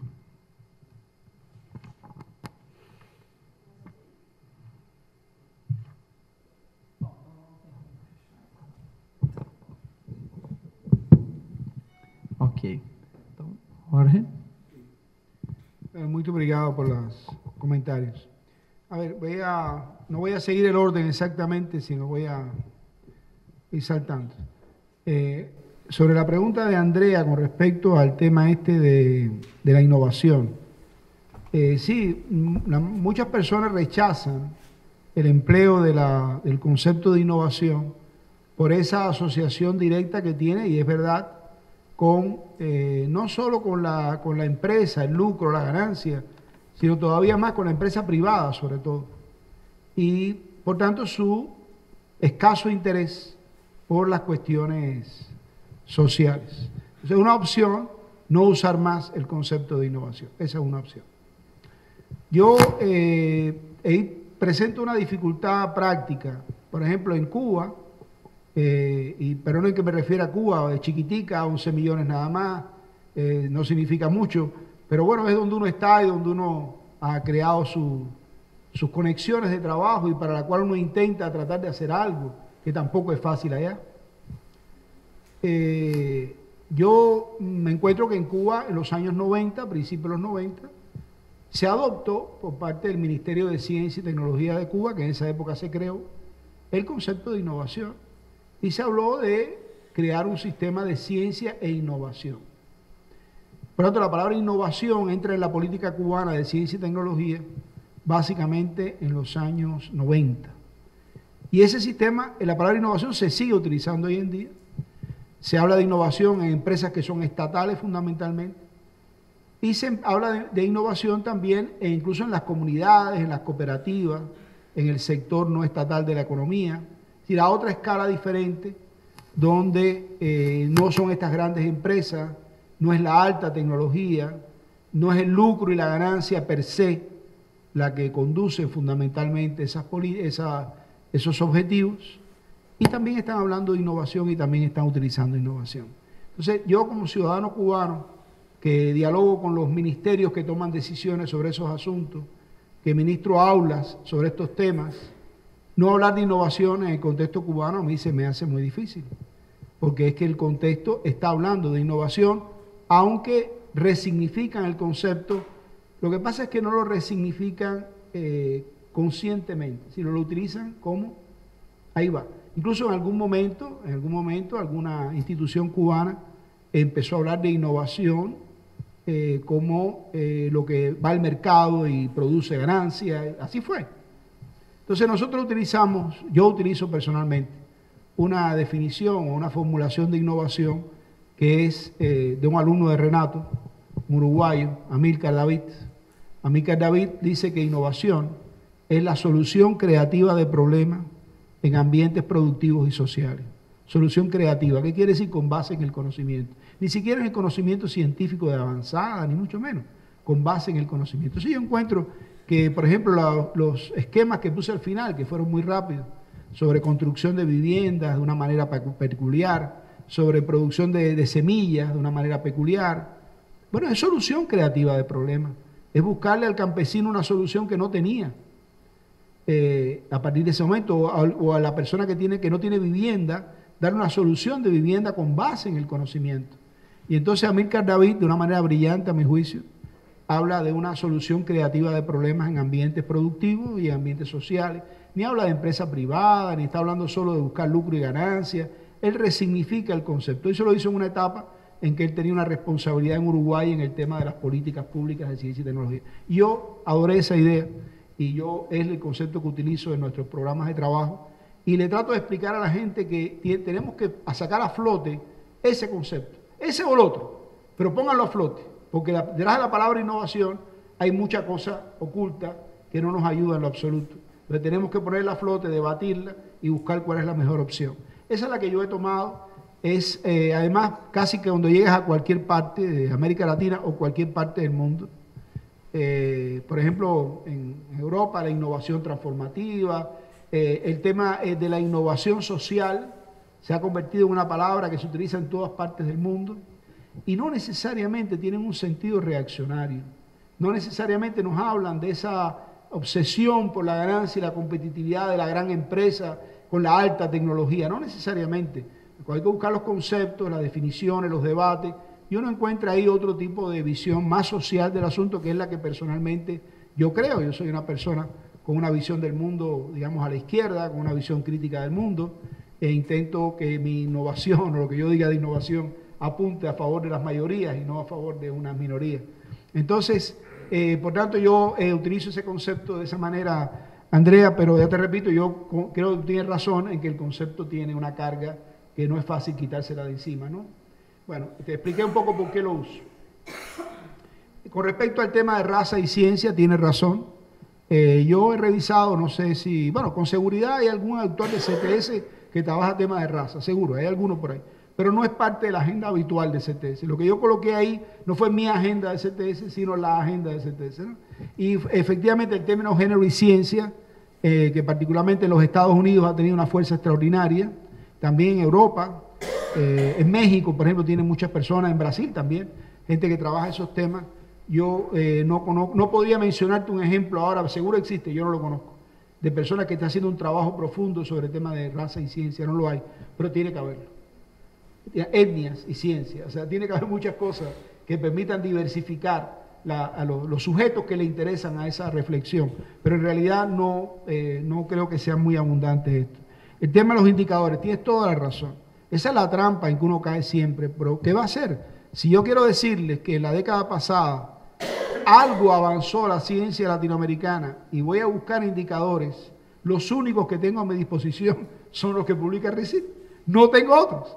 Y esos son indicadores de patentes, Scopus, en fin, esos indicadores. Ahí colé algunos, así como del tipo que sí, hemos crecido en la masa de estudiantes, porcentaje de estudiantes en las universidades, pero los pobres no han crecido igual. Eso no es tomado de RICIT, eso uno lo busca por otro lugar, ¿no? Porque en realidad, efectivamente, no disponemos de datos cuantitativos para decir lo que queremos decir. Por eso yo decía en mi presentación, sustituyendo a los datos que no hay sobre eso, que el gran problema de América Latina es el divorcio entre las políticas públicas de ciencia y tecnología y las políticas sociales, que la no orientación hacia la solución de ese enorme sector de la sociedad que podía ser el gran mercado de la ciencia y la tecnología local, porque la otra se compra, viene en forma ya lo importamos directamente, pero la vivienda social que necesitamos, esa no la vamos a poder traer de Francia, ni de Estados Unidos. Esa podría ser, y es el movimiento de tecnología social el que caminó en esa dirección, una alternativa, otra trayectoria tecnocientífica diferente, otras adecuaciones sociotécnicas diferentes.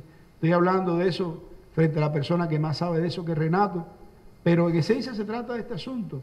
Nosotros en realidad, ese es el gran problema de la ciencia latinoamericana. Cuantificable o no, no importa, lo sabemos y ese es el gran problema que tenemos. Pero si vas a dar algún dato y quieres decir, mira, pues mira, crecimos un poquito y tal, mira, no hay otros datos que eso. Pero tiene razón, es decir, estamos quizás haciéndole juego al enemigo, ¿no? Pero al utilizar esos datos, pero te quería explicar por qué no hay muchos otros indicadores propios que pudiéramos utilizar. Sería interesante saber cuánta tecnología se ha producido para los pobres, por ejemplo, cuánta tecnología se ha producido para los pobres, que no son 4 gatos, son mucha gente, para las comunidades campesinas, cuánta tecnología hemos producido. Estoy seguro que no es una fracción muy alta, pero sería incapaz de dar un dato, y probablemente de un país a otro varíe también bastante, de una región a otra y tal, ¿no? Entonces, yo al tema este de ejemplos positivos que he visto en América Latina, yo creo que en América Latina, hablando de nuestro CTS, ¿no? En un plano más global, en nuestro CTS hay personas también que padecen de paradigmitis, ¿sí? Que creen realmente que con hacer estudios de casos y papers ha cumplido su función como persona que se dedica a CTS. Yo creo en el otro CTS, yo creo en el otro CTS que cree en la función social de la universidad, que cree en la necesidad de un conocimiento más volcado hacia las necesidades sociales, creo todo eso. Pero en realidad, tanto a nivel de CTS, las personas que se dedican a ese campo, que ahora son muchos, número grande, programas, tenemos muy buenos programas en América Latina sobre esto, hay poco de eso de compromiso social, la verdad, no hay demasiado. No es aquel Platts que era todo él, casi todo él, un movimiento orientado a atender los grandes problemas de la región. Ese es un tema. Y con respecto a las prácticas científicas y tecnológicas mismas, es decir, la construcción de alternativas diferentes a las estándares y que pudieran ir a favor de la solución de los grandes problemas de nuestros países, yo creo que hoy me dio cierta tristeza cuando le pregunto a Renato, y bueno, ¿y cómo está lo del movimiento de tecnología social en Brasil? Y me dice, no liquidaron. Pero en Argentina también había un grupo, una red de tecnología social interesante. Creo que todavía funciona algo, pero no creo que demasiado. Entonces, esas son las cosas más interesantes que yo estaba. Construir alternativas, construir otra base de conocimiento distinta para un desarrollo más inclusivo, más igualitario, de mayores oportunidades a los sectores, a otros sectores. Yo la verdad que no tengo muchas cosas. En la Universidad de la República se ha desarrollado durante los 8 años anteriores, en la etapa en que Rodrigo Arocena era rector de la universidad y todavía continúa, un proceso muy interesante donde ellos colocan a la comunidad científica de la universidad, a un sector de la comunidad científica, a un sector que tiene sensibilidad política, a un sector de los profesores universitarios que tienen intereses sociales, un sector, lo ponen a dialogar con problemas de salud, problemas de producción de alimentos, le colocan problemas de la realidad y los investigadores hacen propuestas sobre qué se puede hacer y ellos intentan entonces distribuir los recursos con arreglo a esa situación. Eso continúa hasta hoy. Ellos dicen que eso responde al concepto de la ciencia no hecha. Ciencia no hecha es esa ciencia que no está en las agendas habituales, pero hay que hacer. Y ellos intentan identificar esos nichos de problemas y tratar de llamar a la comunidad académica a resolver esos problemas. Y según me han contado ellos mismos, encuentran una recepción favorable en un cierto número de personas. Yo estoy seguro que estos no son los únicos ejemplos, pero la verdad es que no hay mucho más que eso. Hay ejemplos aislados, hay casos de personas, pero no hay mucho más que eso.